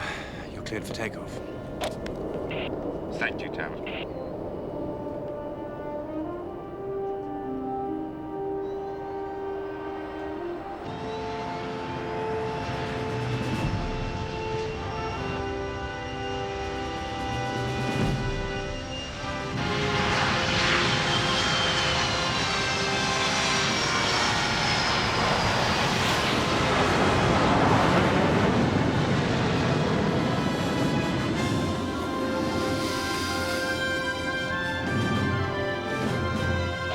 Arrow 201, this is Tower. How is it, Zora?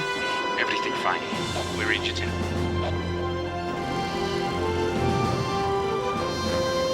She's stable, steady as a rock.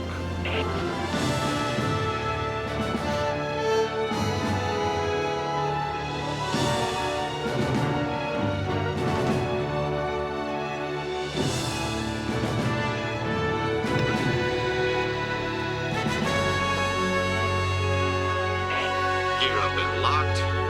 good, looking good.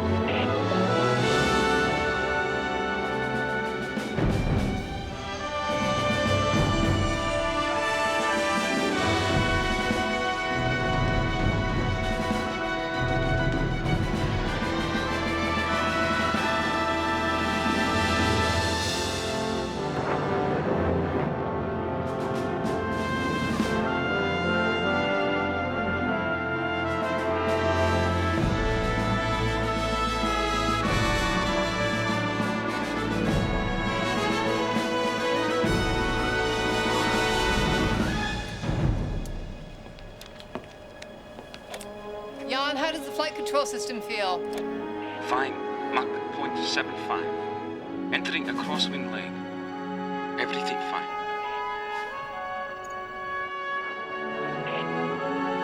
Turning onto final.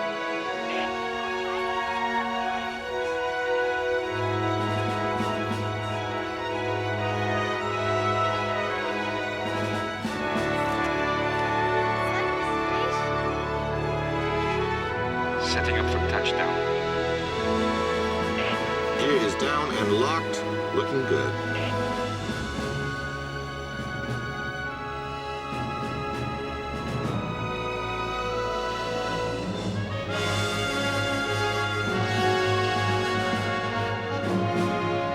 Easy, baby, easy.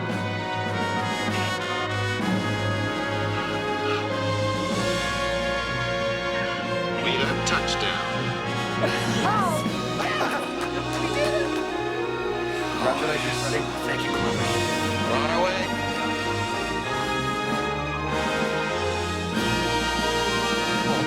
Great team, a great plane. Beautiful.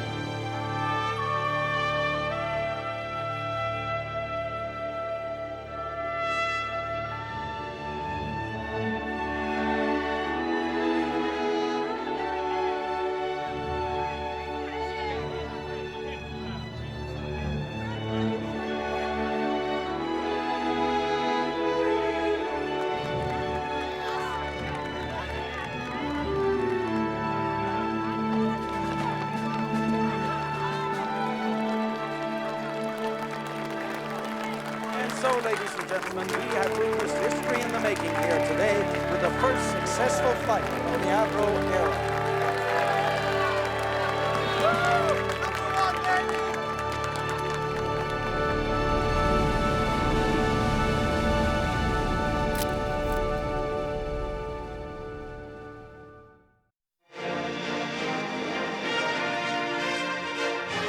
With the first 5 Arrows off the assembly line and flying with an almost flawless record of testing, everyone is eagerly anticipating a new generation of Arrows with the more powerful Canadian-designed and built Iroquois engines.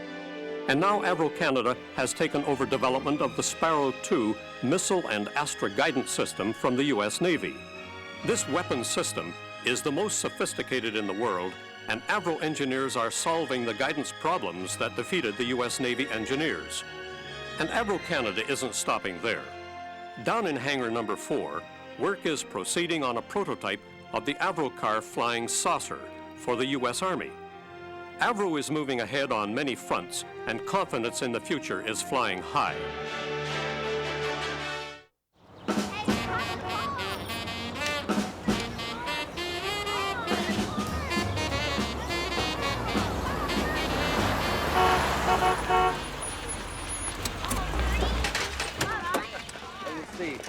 Hey, don't smudge it, huh? Ruby! Hey, Ruby! What do you think, hon? Biggest cheapest piece of sheet metal I ever saw that doesn't fly. Oh, it flies, baby. It flies real good. You can't afford this, Joe. Betsy was just fine. Did you sell some stocks? Didn't have to. Took out a loan. The bank just loves an employee of Avro Canada. Come on. Kiss?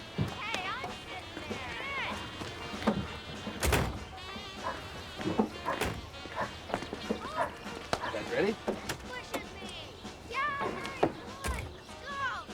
Merveilleux, François. 20 000 livres, minimum. 47 pouces. Oui. Envoyez-moi la lettre d'intention et je donnerai la priorité absolue à la commande. Oui. Bien. Au revoir, François. Freddie, I just got a conditional order for 400 Iroquois engines. If we can make 20,000 pounds thrust. The French want it for their Mirage fighter, so keep on Critchley. Now, we need some more press releases. Something big. Need like a major story a week. Are we missing any angles here? Well, it never hurts to play up the Canadian aspect. Zero's been great for the international recognition. But we've got a Canadian plane, a Canadian engine, and I think it's time for a Canadian pilot. I know the Woodman would kill to get up there, and I bet we can get Colwood to do a feature story. All right, let's make Jack happy. All right.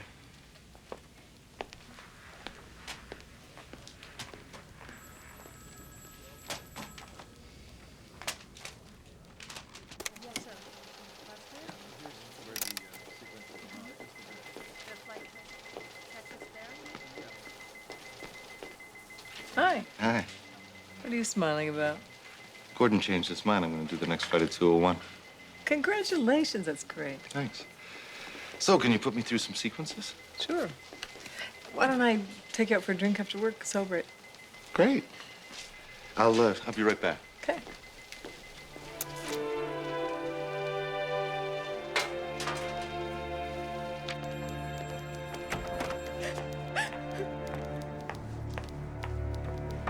Man. Gordon. Is it true I'm being restricted to Mach 1.2 in tomorrow's flight?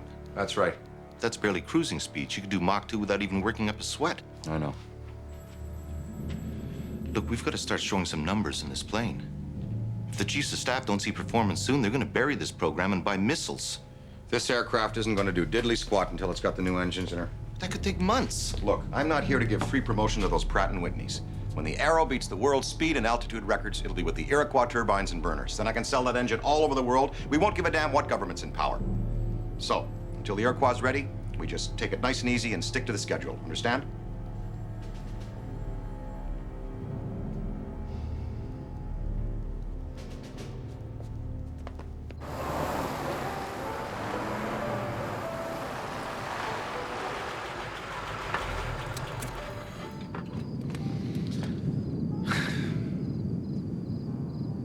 Sounds like Critchley's got the Iroquois up and running again. Doesn't bother your kids? No, they're Avro kids. They sleep better when the test engines are running. So do I, for that matter. Huh? That's the night shift shutting down. Lights go up, the water pressure goes down. Everybody's showering. And the traffic jams at shift change, they're just terrible. Nobody minds. This is Malton. It's the hottest little town in Canada right now. All the churches and houses and restaurants going up. All because of Avro.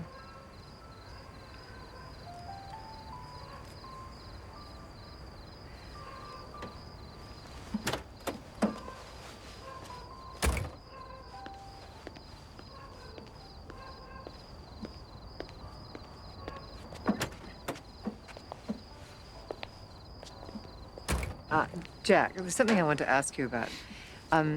In terms of testing flight controls, it would be very useful for me to monitor the flight control system from the primary location. That way I can initiate direct analysis right at the source. What are you saying? You want to go up with me? But all your monitoring equipment's on the ground. That's true, but it's always better to collect data closer to the source. If you want to go up for a ride, why don't you just ask me? I want to go for a ride. I think we could work something out. Most people would be afraid. I'm not. You sure? I'm sure. You really want to put yourself in my hands? Thought they were supposed to be on the controls. Oh, there's no telling what might happen up there. I'll take my chances. So, I'll ask James to give me clearance for tomorrow's flight. Tomorrow? Why not? I hope this got nothing to do with the drinks. I thought you were beginning to like me. But, Kate, it's my initial flight. It's going to be dangerous enough without exposing a passenger to it. I'm hardly a passenger. I don't think you should take this personally. I'll take you up another time. If I'm up there, it's going to speed up the testing process. I thought that's what you wanted. I'm sorry, Kate. I can't take you up this time.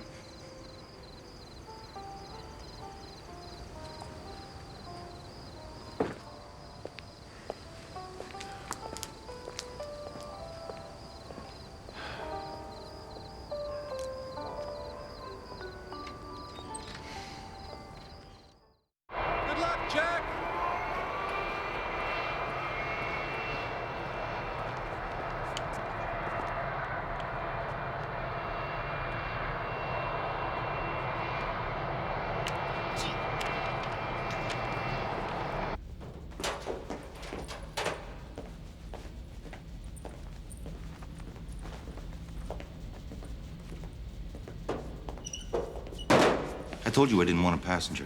Avro still owns the plane. Crawford gives the orders. I'll refuse to fly with you. Sure, Zura'd be happy to go up. Look, Kate, I'm gonna push this plane today, see what she can do, and it could be dangerous. But if we don't start putting some big performance numbers up soon, this whole program could be at risk. You've got a job to do, and so do I.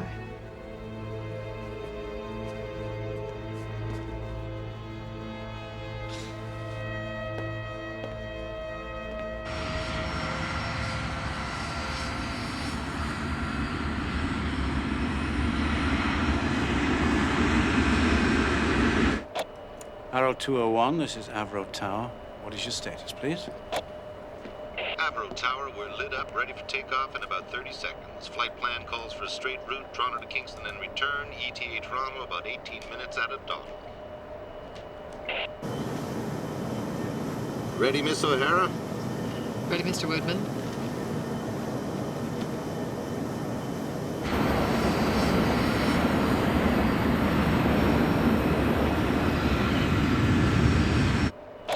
Arrow 201, you're cleared for takeoff.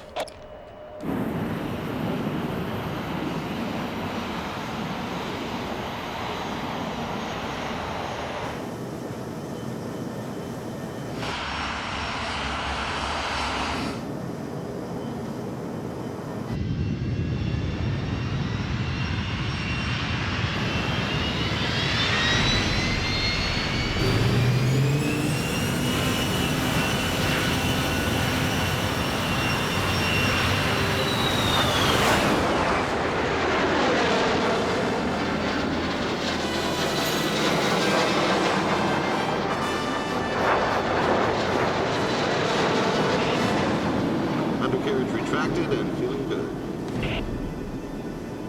Incredible.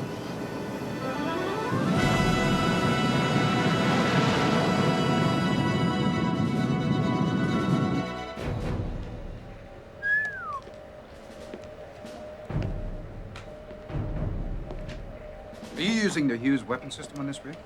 No. We're developing the Sparrow 2 missiles with the Astra guidance system here in Canada. You're building an airframe, an engine, and a weapon system? That's right, Colonel. What kind of ground control is required? None. You can't expect any ground control over the high Arctic. The computers will make each aircraft totally self-sufficient. They'll find the enemy, lock in, and destroy before he gets over the ice cap.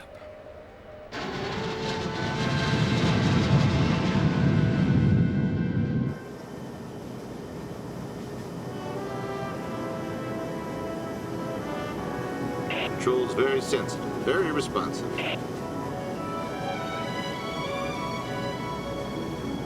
Can I switch to auto mode now? Auto mode? We just got up here. Well, let's see if the computer will take us to Kingston. I'm switching to auto override. I'm dialing in the Kingston coordinates. Set. Hey, look, Ma.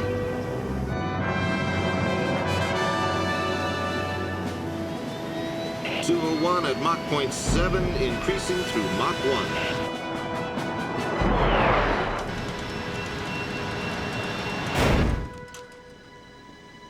What happened? Gee, I guess the engines quit. What? Kate, we broke the sound barrier. You can't hear them. Oh. Asshole. Okay, here's Kingston. Auto mode's been having all the fun. When's it my turn? Just let me set the Toronto heading.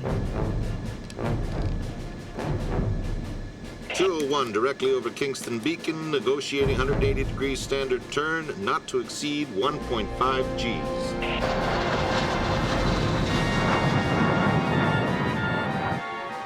(242 degrees, straight to Molten. Okay, now I'm going to take over. Disengaging auto mode, manual override.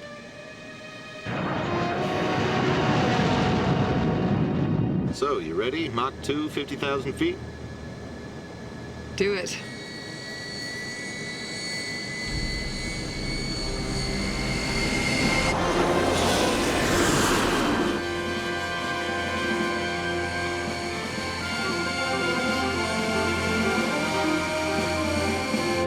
Arrow 201, Arrow 201, this is Avro Tower. Do you read? What is your position, please? Arrow 201, Arrow 201, this is Avro Tower. Please continue on course. Will do. Just going for a little altitude first. 3/4 throttle, still climbing and accelerating. My God, this is a rocket! What did I tell you? We're at Mach 1.6 at 32,000 feet. Make that 1.7. Arrow 201, Arrow 201, this is Avro Tower. Please continue on course. Woodman, this is Gordon. Cut back your throttles. That's enough. Gordon, I can do Mach 2. I can take the world speed and altitude record right here, right now. Let me do it. I said no. If you break the records, those Frenchmen will buy the Pratt & Whitneys. We can kiss that engine contract goodbye. We wait for the Iroquois in 206. We're so damn close. All right, then, if you won't listen to business sense, listen to this. You have a female civilian with you in an unproven aircraft. No one knows what'll happen at Mach 2. It's your responsibility, Woodman.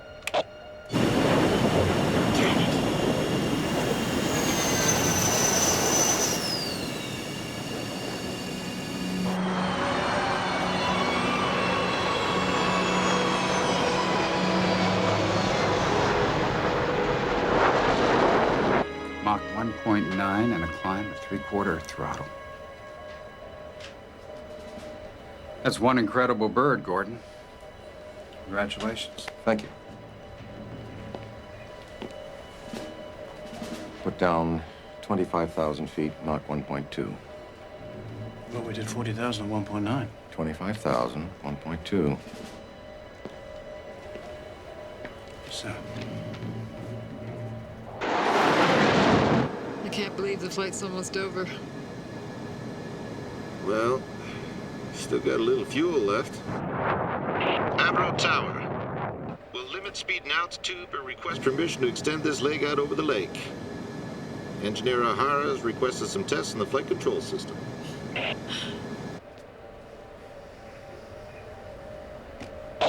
Arrow 201, this is Avro Tower. That's an affirmative. Maybe we can have some fun after all. What are you doing? Ever been to Buffalo? Where's he gone? Arrow 201, come in, please. Everything's fine here. Just checking FCS response. Let's go wake up the Yanks over at Niagara Air Force Base.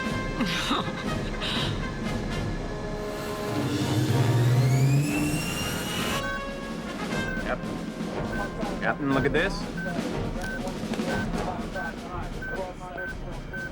Look at that son of a bitch come at us.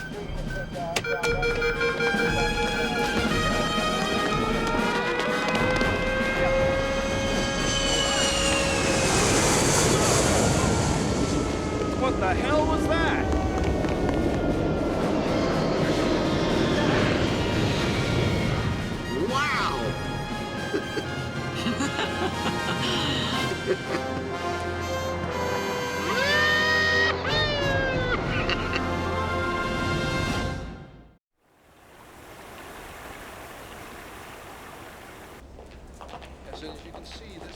Speed, altitude, practical design. I think anyone can appreciate the superiority of this Canadian aircraft. I've never seen anything like it. And I recommend strongly we purchase several squadrons with this aircraft when they become ready for service. Look, if we buy a Canadian aircraft for American defense, our own aircraft companies will start raving nuts, and so do the unions. The last thing they want is competition from up north butting into their markets. You know, this Arrow is supposed to be a top secret aircraft, yet the company's released scale model kits. Soviet agents are lining up at the toy stores. Sir, with all due respect, my priority is to provide my men with the best possible aircraft in the world. Why are the Canadians building military aircraft in the first place? I thought they built canoes. You know, they should have bought those surplus Beaumark missiles we were trying to sell them. Whatever happened to that deal? I'm telling you, we'd be fools not to have these aircraft for ourselves. It's not gonna happen, Colonel. There's something I'd like to ask you, sir, on another point of business. When is the CIA going to share open and frank information on this U-2 spy plane of yours? What spy plane? The sky is my territory. And sooner or later, you're going to have to deal with me. President Eisenhower has assured the United Nations there is no high-altitude American spy plane. I can only hope it's because he doesn't know. Are you going to brief me on the program or not? I can't help you, Colonel.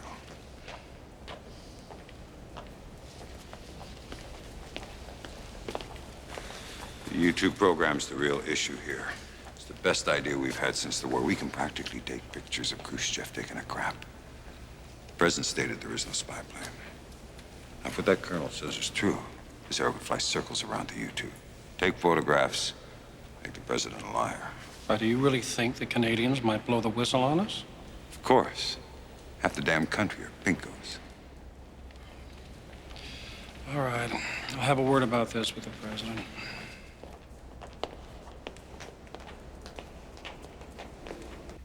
We're still waiting for your aircraft to achieve operational requirements. We have no doubt in the aircraft's abilities. You said that you could fly your aircraft to 75,000 feet. This report says you only made it to 25,000 feet. I don't care what the report says, Minister. I flew the aircraft to 45,000 feet. And you only flew to Mach 1.2. I terminated a climb at Mach 1.9.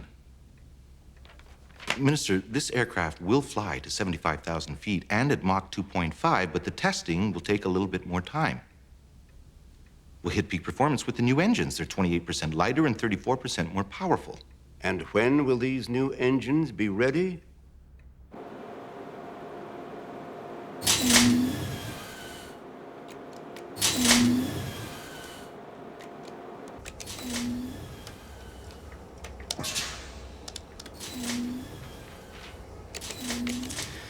We'll get in there and find the problem. Are you ready? We bring in the press? Won't start. What? The damn engine won't start. Edward, they're out there waiting for you to deliver 20,000 pounds of thrust. I know. Sir? What? Maybe it's the new cowling. It could be reducing airflow to the vents. Well, get the bloody cowling off!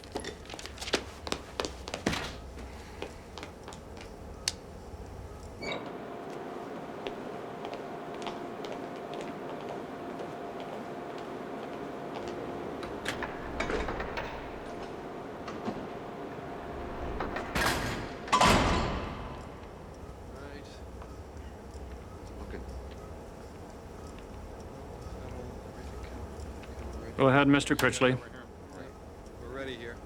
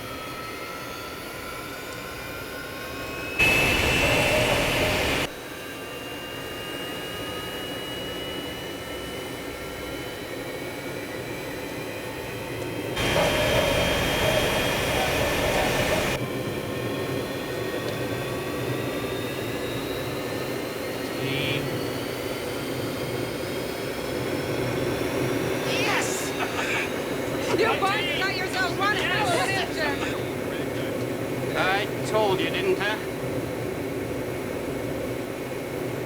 Get the afterburner.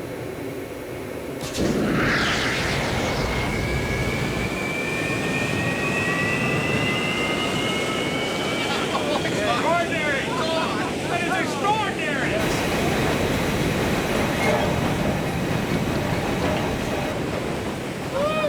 Bet you can't wait to get your mitts on that one, here, Whitman. What do you say, Freddie? How about we put this into full production? Critchley, well done.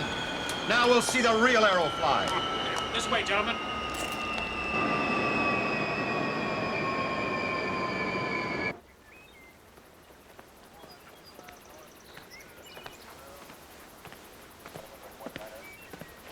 Does the president have his mosquito lotion? It's okay, he borrowed some from the Prime Minister. Hula poppers, jitterbugs, mep spinners, Canadian wigglers, American jiggers, and flies, furry skirts and flash. For my money, John, you can't beat live bait. That's what gets the action. I won't argue, Ike. Makes sense to give the fish what he really wants. I don't get much time for this lately. Calms the mind.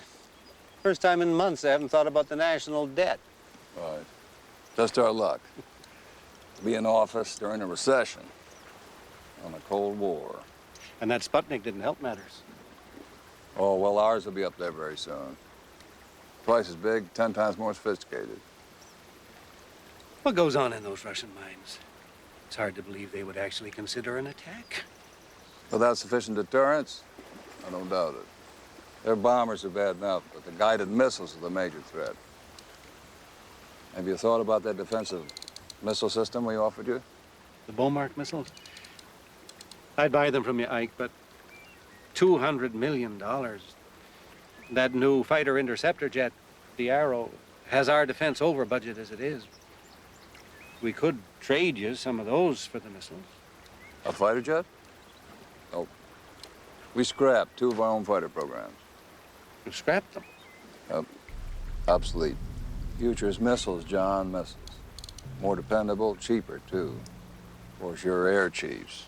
I won't tell you that. I won't admit that a cheap missile will do the job of manned aircraft. Put them out of a job. Let me tell you this, John. Beware of big business and the military. When they're in bed together, trouble for the whole country. No one knows that better than this old soldier. If you buy them, we'll help you install them up in your uninhabited north. Soviet nuclear bombers will be brought down safely in the high Arctic. If you don't, we'll have to install them ourselves just south of your border. But then those planes would be shot down over our cities. Think about it, John. I'm pretty sure that the missile option would be best for both of us. See, what did I tell you? Live bait.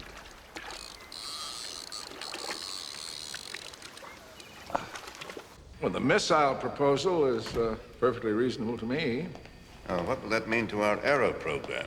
We can't afford both. No, I shouldn't think so. On that, I'm in full agreement. And the Americans' other proposal, this joint command idea. No, I don't know. Well, we do share a common objective with the Americans, the defense of North America. They're our allies, after all. But our foreign policies have never jibed. This is a domestic policy, General. Futuristic technology and job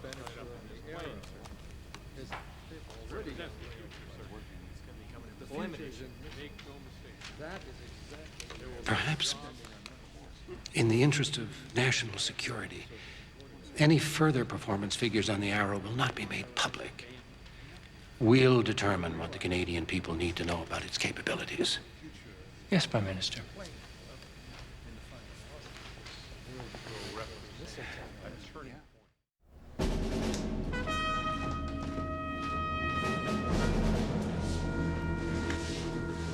The Prime Minister is about to announce that he's joined with Eisenhower to create the North American Air Defense Command, headed by General Seaforth. Seaforth? That means we'll be under American command. How could the chiefs of staff agree to that? Chiefs were not consulted. The Prime Minister is acting alone. There's more.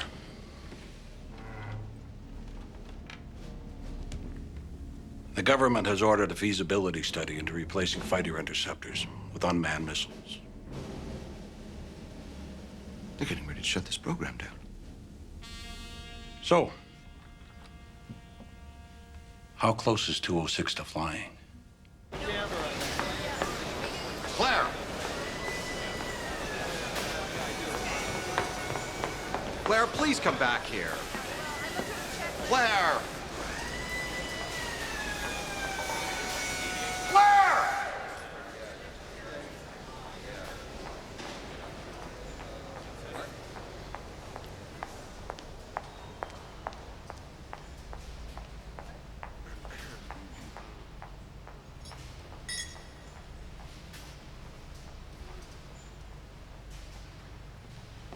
I think we should consider a third shift. Just let me talk to her, please. Well, I'll talk to the unions about reduced overtime. Just tell her I only need a minute, right? Campaign to encourage stories in the newspapers. I know. And I thought I know, a but promotional film just for a minute, schools please. would be effective. Well, for God's sake, don't mention any more about that flying saucer. I said I know that. There's also a toy God damn manufacturer that wants to put out another Arrow model kit. Good. We need good workers like you. How about you, sir? Hi, I'm from North American Aviation. Look at this car. What's going on here? This joker here is from North American Aircraft. He's offering us jobs in the States. How'd you get in here? What makes you think any of us would want to work for you, huh? We're building the most advanced aircraft in the world here. Yeah, but for how long? That's enough. That's enough. Hey, Now easy. Easy. That's enough. Escort this man off the property. Rest of you people go back to work.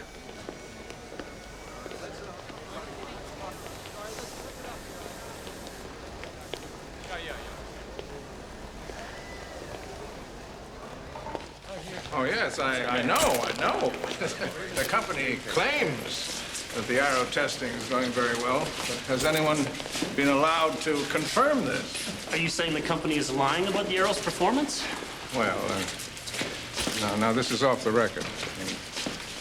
There's been a secret report. The Arrow is not turning out to be the aircraft that we'd hoped it would be.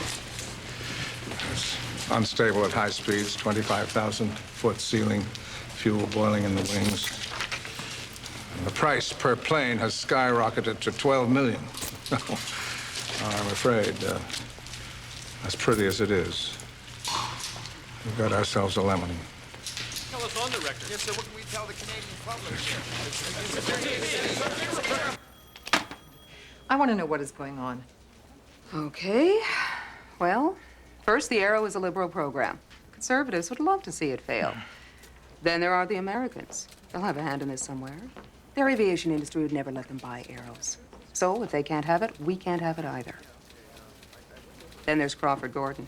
He's got enemies everywhere. They're all in control now. Plenty of long knives, and Gordon's their target. Well, what about the people? I mean, don't they understand what's going on? You have to write stories that let the public know what we're doing. The Arrow is a wonderful success. In this country, that's the problem, Kate. It's too much of a success. Well, this is a lie. Can't you dispute it? Well, give me something. All right. They're basing their $12 million figure on the entire program if we build 30 aircraft. If we build 100 as planned, the cost goes down to $4 million each. I mean, that's less than the F-104. Well, no one reads rebuttals. Look, right now, the Arrow being terrific is a non-story. Newspapers aren't interested in it. The Arrow is a lemon. Now, that's a fresh story. That's what sells newspapers these days.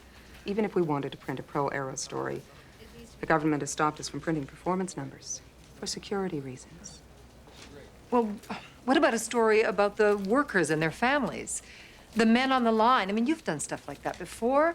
What about the people who have devoted their lives to this company? They'll call it soft, but I can try. Thank you.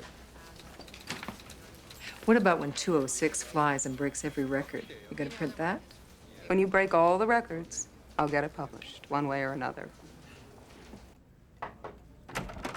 Crawford, this is your new secretary, Gloria Collinson. Oh, hi, Freddie. Sorry, That'll be fine for now, Miss Collinson. I'll talk to you tomorrow. Mary and I had a little tiff. I gotta find a hotel room. Anyone call for me? No. Crawford, listen.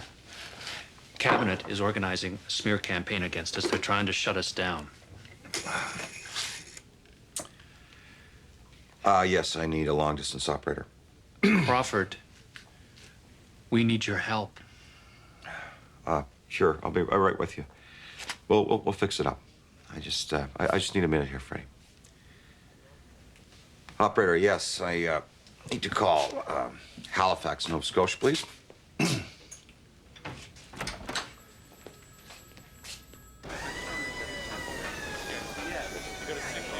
This engine doesn't fit. Well, you'll have to redesign it. Redesign it, but we did it according to your specs. The specs have changed. I had to modify the vents. Why did you modify the vents? So I could move the fuel feed aft. Well, why did you move the fuel feed aft?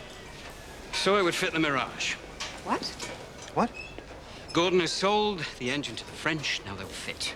French? The hell with the French? Look, all you have to do for it to fit the Arrow is redesign the intake. But this is our engine.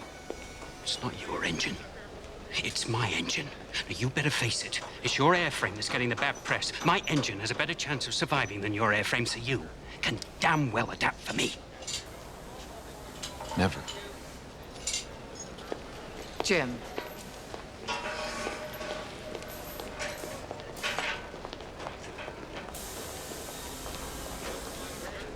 Jim.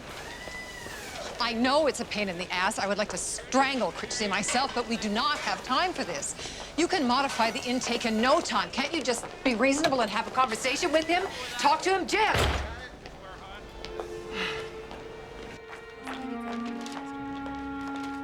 Where's Crawford? Halifax. What? Halifax. He's trying to get Claire to come back.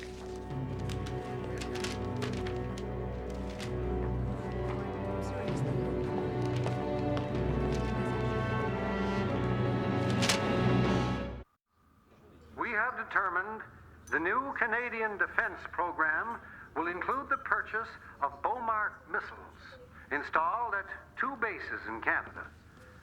As for the Avro Arrow program, the cost has tripled, and it is proving limited in performance. He's lying. We are canceling the development of the Astra and Sparrow II armament system, the cost of which has also been escalating.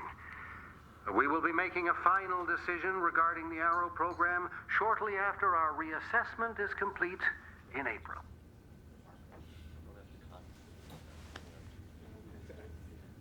We have until April. We don't have a weapons system. Maybe I could talk to Colonel Fairchild. Maybe through NORAD he could give us a discount on an American arms package.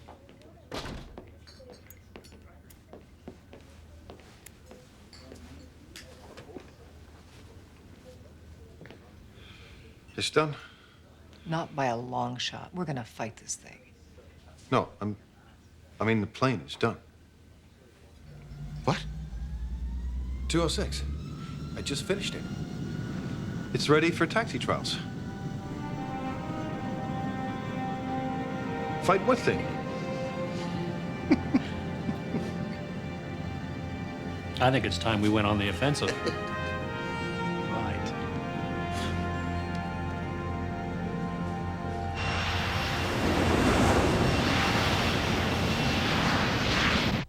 I'm telling you, I have flown this aircraft and it will meet all expectations. This secret cabinet report is all lies. And the real question remains, do we need fighter interceptors anymore? Or are they simply obsolete as compared with missiles? Manned fighters will remain an essential part of our defense system. But why? Gentlemen, thank you very much for seeing us. Is the Prime Minister coming? No, I'm afraid he had a previous commitment. I see. Well, we have a new proposal for you for the Arrow program. The United States Air Force has offered to pay the total price to arm each Arrow we produce under the NORAD agreement. Now that is $500,000 off the price of each aircraft. So therefore, if you will authorize the completion of 100 aircraft, Avro can guarantee a unit price of $3.5 million each, including fire control and armament, fully operational. It's all right there, fully guaranteed. We think it's very reasonable. Oh, do you? Well, that's most interesting. Carry on, Mr. Smiley, carry on. Thank you. Certainly much cheaper than the inferior American planes.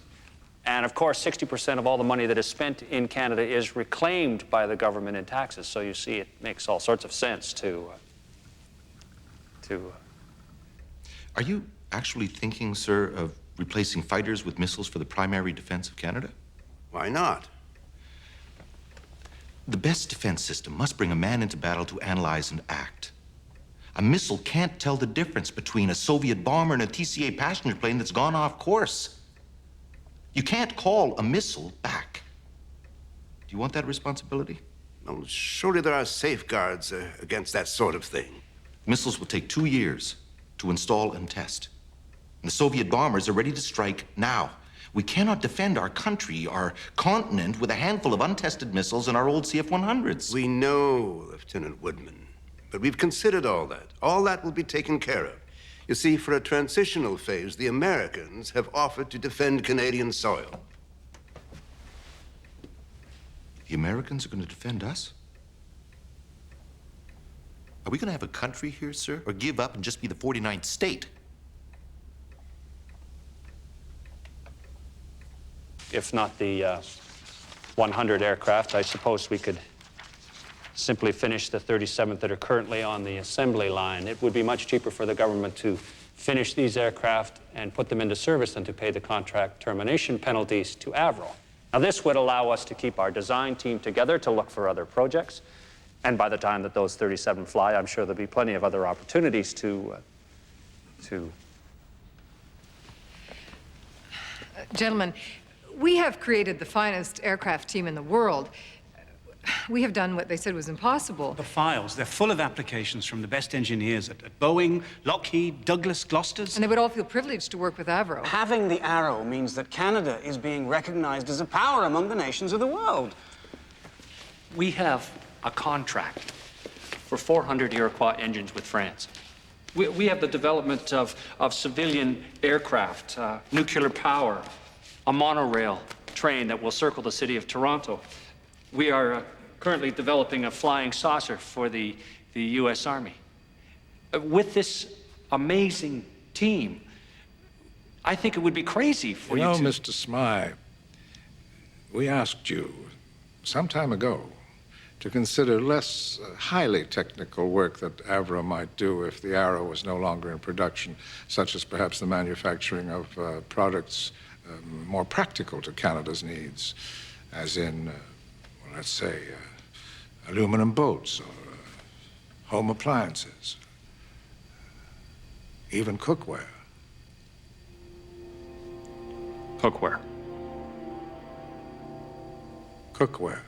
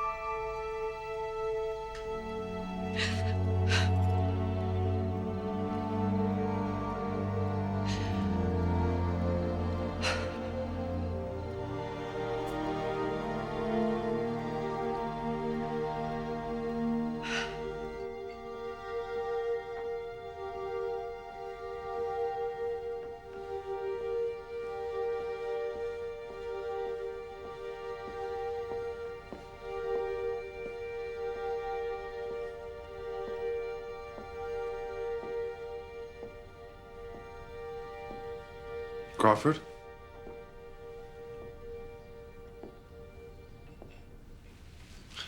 I had to look all over for you.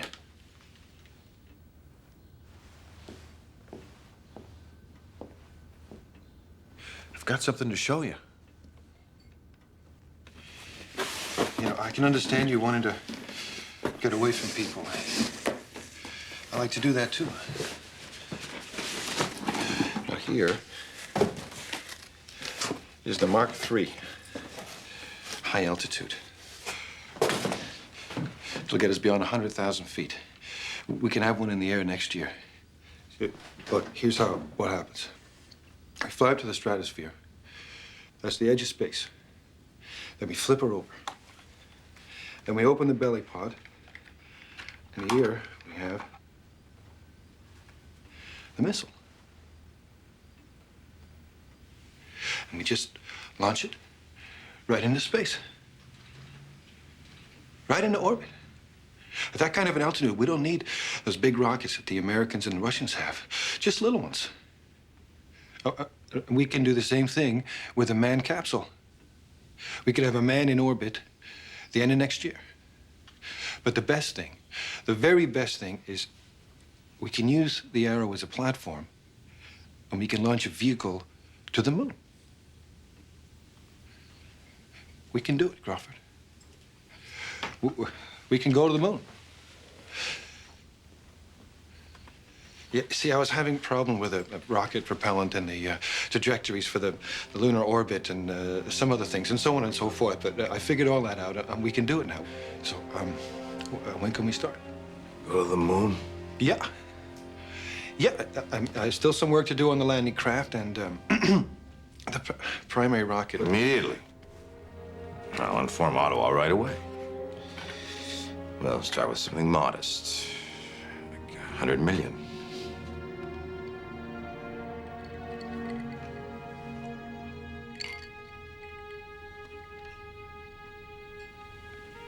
Don't you remember what you said? Anything we can dream, we can do. You said that. And this is only the beginning. And you said that too. This is only the beginning. Only the beginning. Well, I better go. I guess I better get going. You rest up and come back soon. We need you. Well, goodbye, Pop.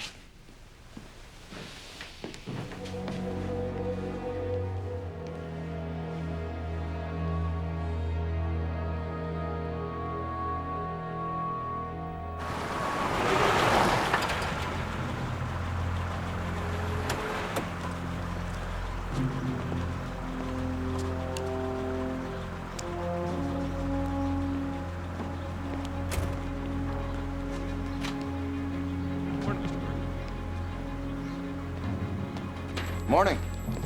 Hello. Good morning, Mr. G. Good to see you. Canadian. James, great to see you again, sir. Tell the boys in assembly. I don't know why. There's everybody on the show. Good morning, Kate. Crawford, we were just discussing Cabinet's decision to go ahead with the Beaumont missile purchase. Yes, but remember, Freddie, governments come and go. Avro is here to stay. I said the future is unlimited. We're not going to let some gang in Ottawa destroy what we created. Now, all right, there's a lot to do. What is the status on number 206? Well, we should be able to get her in the air in a couple of days. Good. You and Jim make sure that happens. Kate, I want you to go and see your friend June and coordinate a formal press campaign based upon the records that number 206 is about to break. Freddie, we need to organize a team to put together a new documentary about the development of the Arrow with all the advanced technology stuff. Models, first flight, chase plane footage, interviews, speculations on the future. I want it to air on CBC 2 Sundays from now. As soon as you organize that documentary team, pack your bag and come with me. What a Crawford. Where are we going? Somebody's got to take on that son of a bitch in Ottawa, and I'm just the one to do it.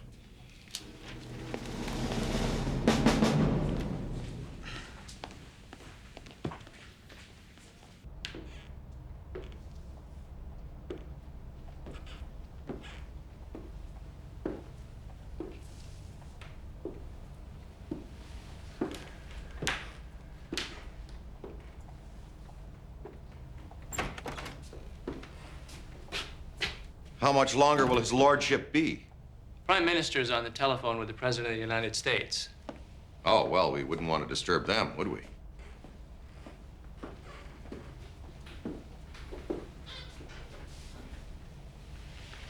Now remember, Crawford, all the performance reports that James prepared is in the file I gave you. And we have matched every operational requirement so far.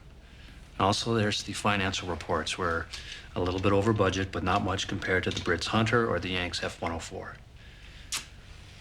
Crawford, you need to give him the employment numbers. Tell him about the 654 subcontracting companies. Tell him about the international patents that'll bring in millions. Yeah. Point out to him that 60% of all funds that are spent in this country are returned to the government in taxes. Talk about the passenger aircraft, the commuter transit, the monorail system, the space program. It's all in the file. Don't worry. We'll have a good little chat. I know. Now, where's the file I gave you? Oh, damn. I must have left it on the train. Oh. Prime Minister will see you now. Crawford, listen to me, please. He doesn't like smoking or drinking or profanity. Don't worry, Freddie. We're going to straighten this whole goddamn thing out.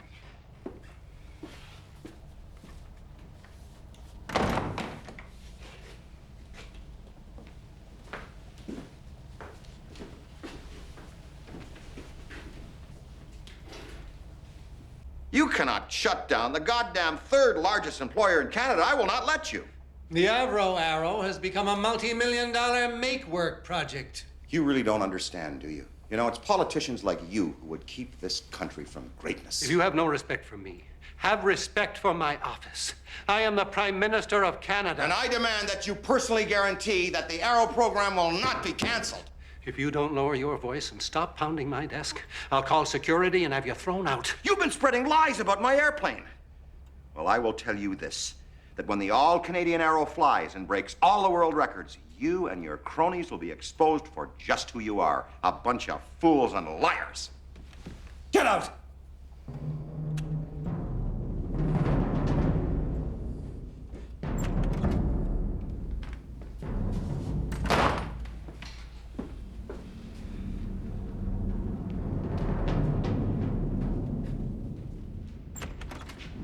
Goodbye, Mr. Gordon.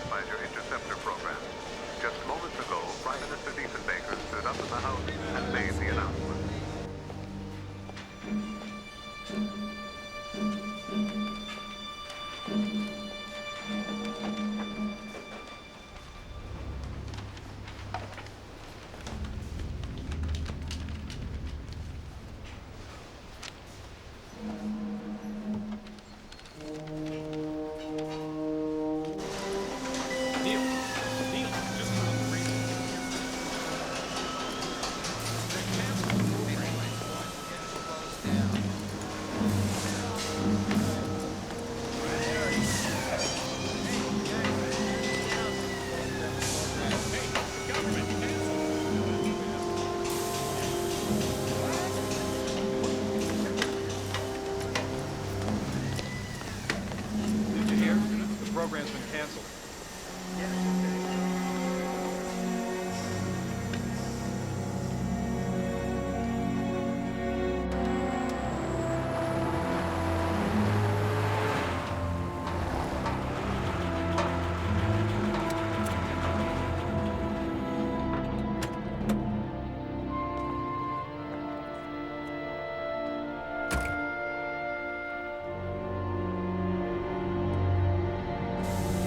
Attention. If I may have your attention, please. Prime Minister stood in the House of Commons this morning and announced that the Arrow and Iroquois programs have been terminated. This cancellation has been confirmed by the Department of Defense Production. And we have no further details until Ottawa gets in touch with us. We ask that you remain calm and continue your work. And later today, you will be informed as to our future. Thank you.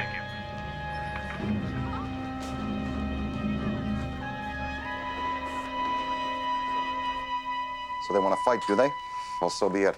I'll fire everybody. We'll see what Diefenbaker says to that. Crawford, that's 14,000 people, 35,000 in the support companies. You just can't fire 50,000 people in a day. Don't you see, Freddie? The fool will be forced to reinstate the program. We can find other projects, other contracts.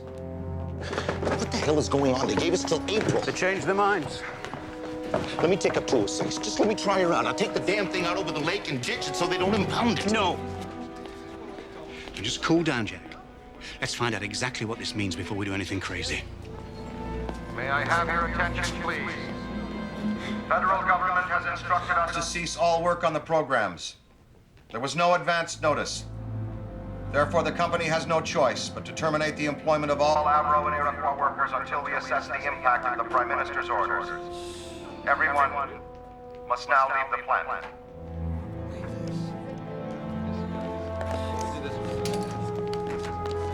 What are you doing? What are you doing? You can't take this. Come on, put it back. Put it back. North American Aviation. We've got a job for you in California. How about you, sir? Hi, I'm from North American Aviation, and we've got jobs for all. Boys, let me offer you a card. Boeing Aircraft, make the finest planes in America. We need some workers for our Bloody traitor. Screw you. I'm going to California. You're a quitter. That's all you are. You're just a quitter and a traitor. That's it. A quitter and a traitor. That's all you're ever gonna be. They did what?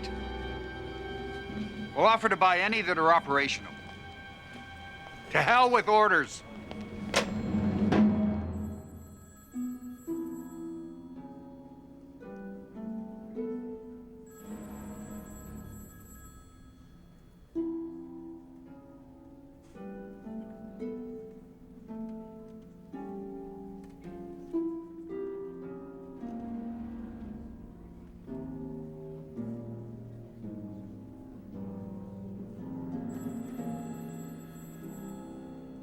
The industry's future hangs in the balance. Either way, the situation demonstrates how much aircraft production depends on government policy. The industry is trying to ease that dependency, but there's little chance of maintaining its present size with commercial orders. Avro, in particular, has not. Work went on until the last shift. In fact, it was almost time for the final whistle when the 15,000-odd employees of Avro and Orenda were told not to return. These men had taken a natural pride in using the Arrow, undoubtedly the greatest achievement in Canadian aviation. Only a few will return to the final cleanup tomorrow, exactly 50 years from the day when the Silver Dart flew and Canada embarked on the air age. Now, the outlook is on us, not only for Avro, but for the industry as a whole. The government says plainly that a nation of 17 million has enjoyed this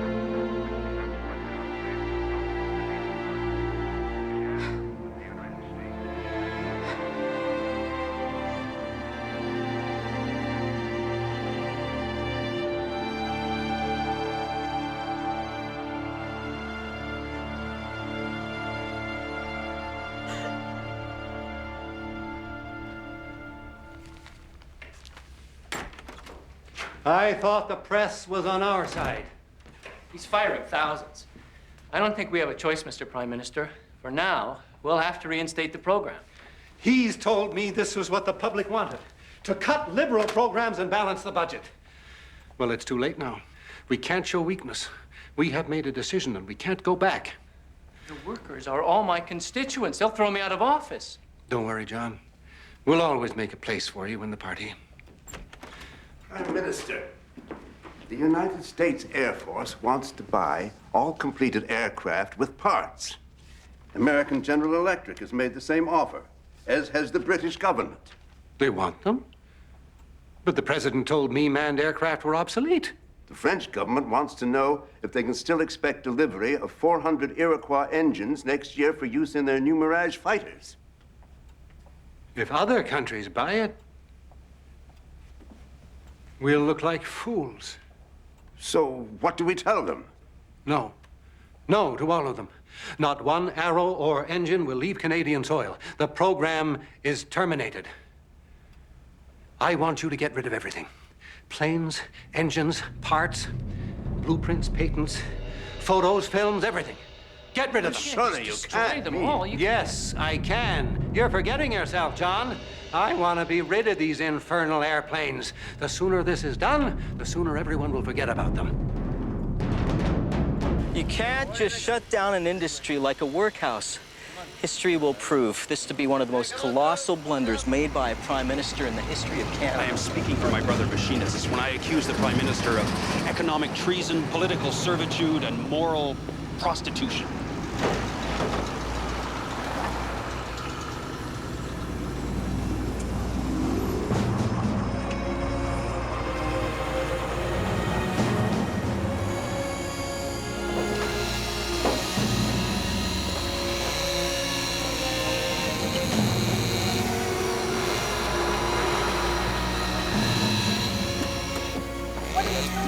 Stop it! Stop it! Just make them stop. Jack! Jack, make them stop it! Let go of me! You have to make them stop this. What the hell's going on? It's a Department of National Defense order, sir. Destruct and dispose. Sorry, sir. Wait! The fuel and oxygen systems are charged up from yesterday. He's gonna blow himself up. Hey, get those guys off the plane! It's gonna blow! You'll need a crew to empty the tank. Shut it off! Get away from the plane!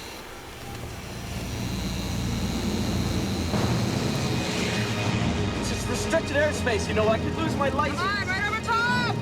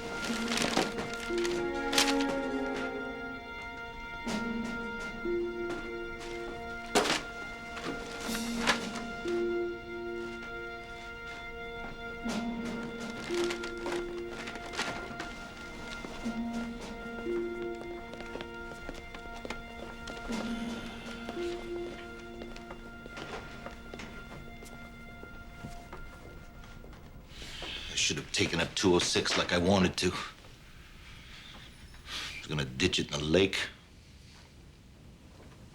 I can't believe 206 is gone. But it's still there. They fired everybody, so they didn't have a crew to empty the tanks. I guess I'll chop it up tomorrow. You mean it's still intact? As far as I know.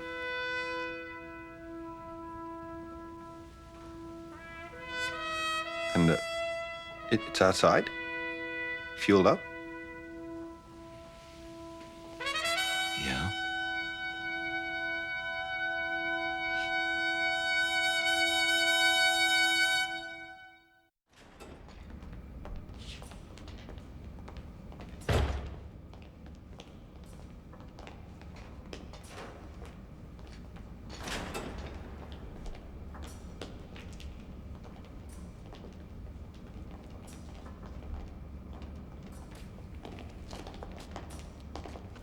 Hey, Kate.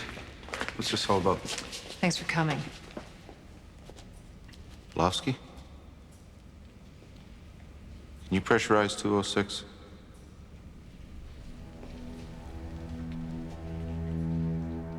You bet I can. I want to come with you. Are you sure?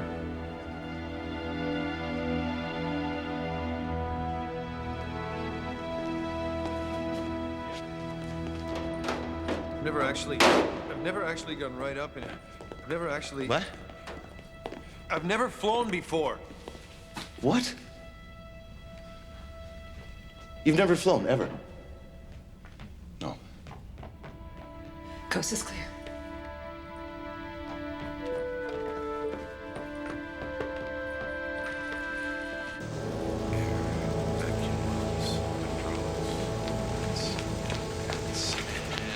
That's it. We are done. She's all yours, sir. Jim, you go on up. Good luck. Thank you very much. Good luck, Flight Lieutenant Woodman. Thank you, Engineer O'Hara.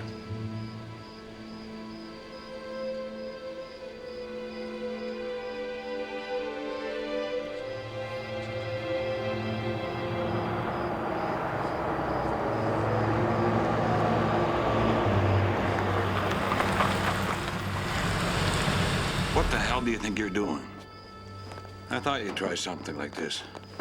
Don't you know that stealing a top security aircraft can get to 20 years? Yes, sir. However, if your mind's made up, I beg your pardon, sir? your instructions once you're airborne.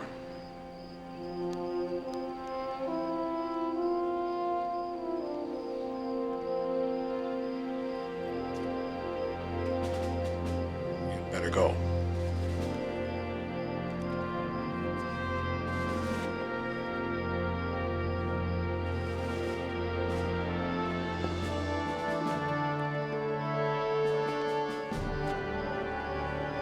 Let's go.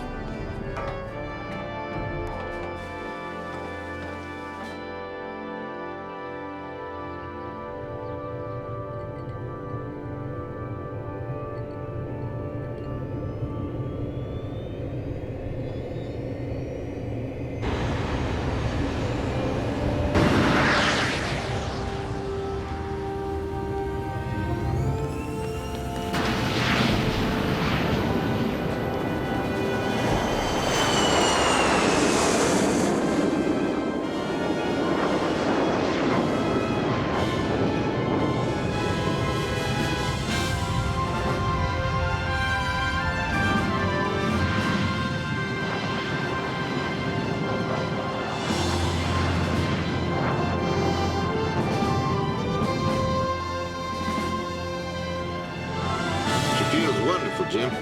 Let's see what this little sweetheart can do. 054 degrees.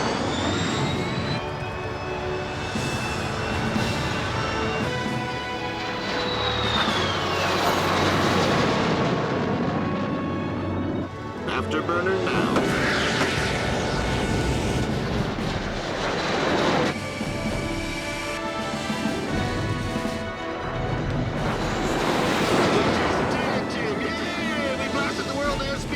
Too bad it's not official.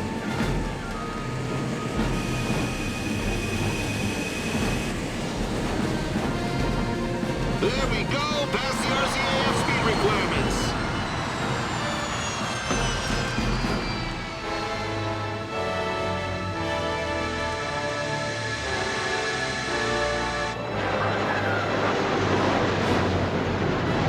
There it is, Jim. 2G turn to Mach 1.5 without losing a foot of altitude. Another RCAF requirement they all said was impossible.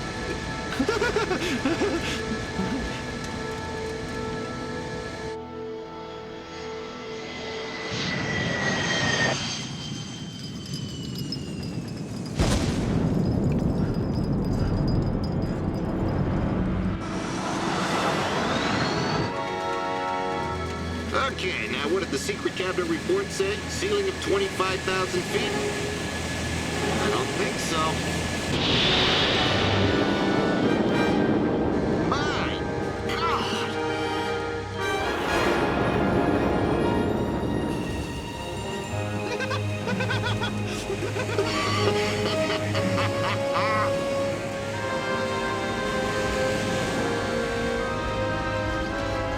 Lost our air, but checked one world record.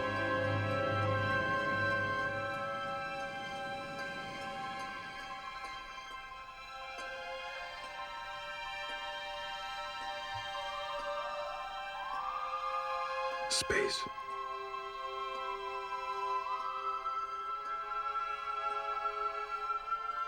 That's right, Jim. We're touching it.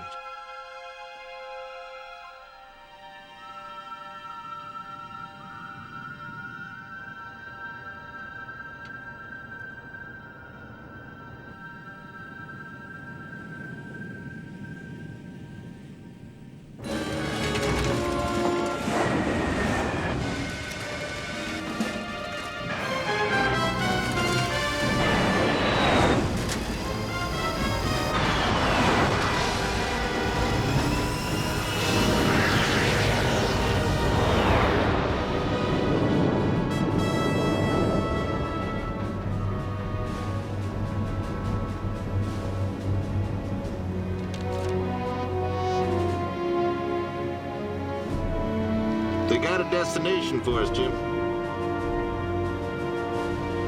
We'll just say goodbye.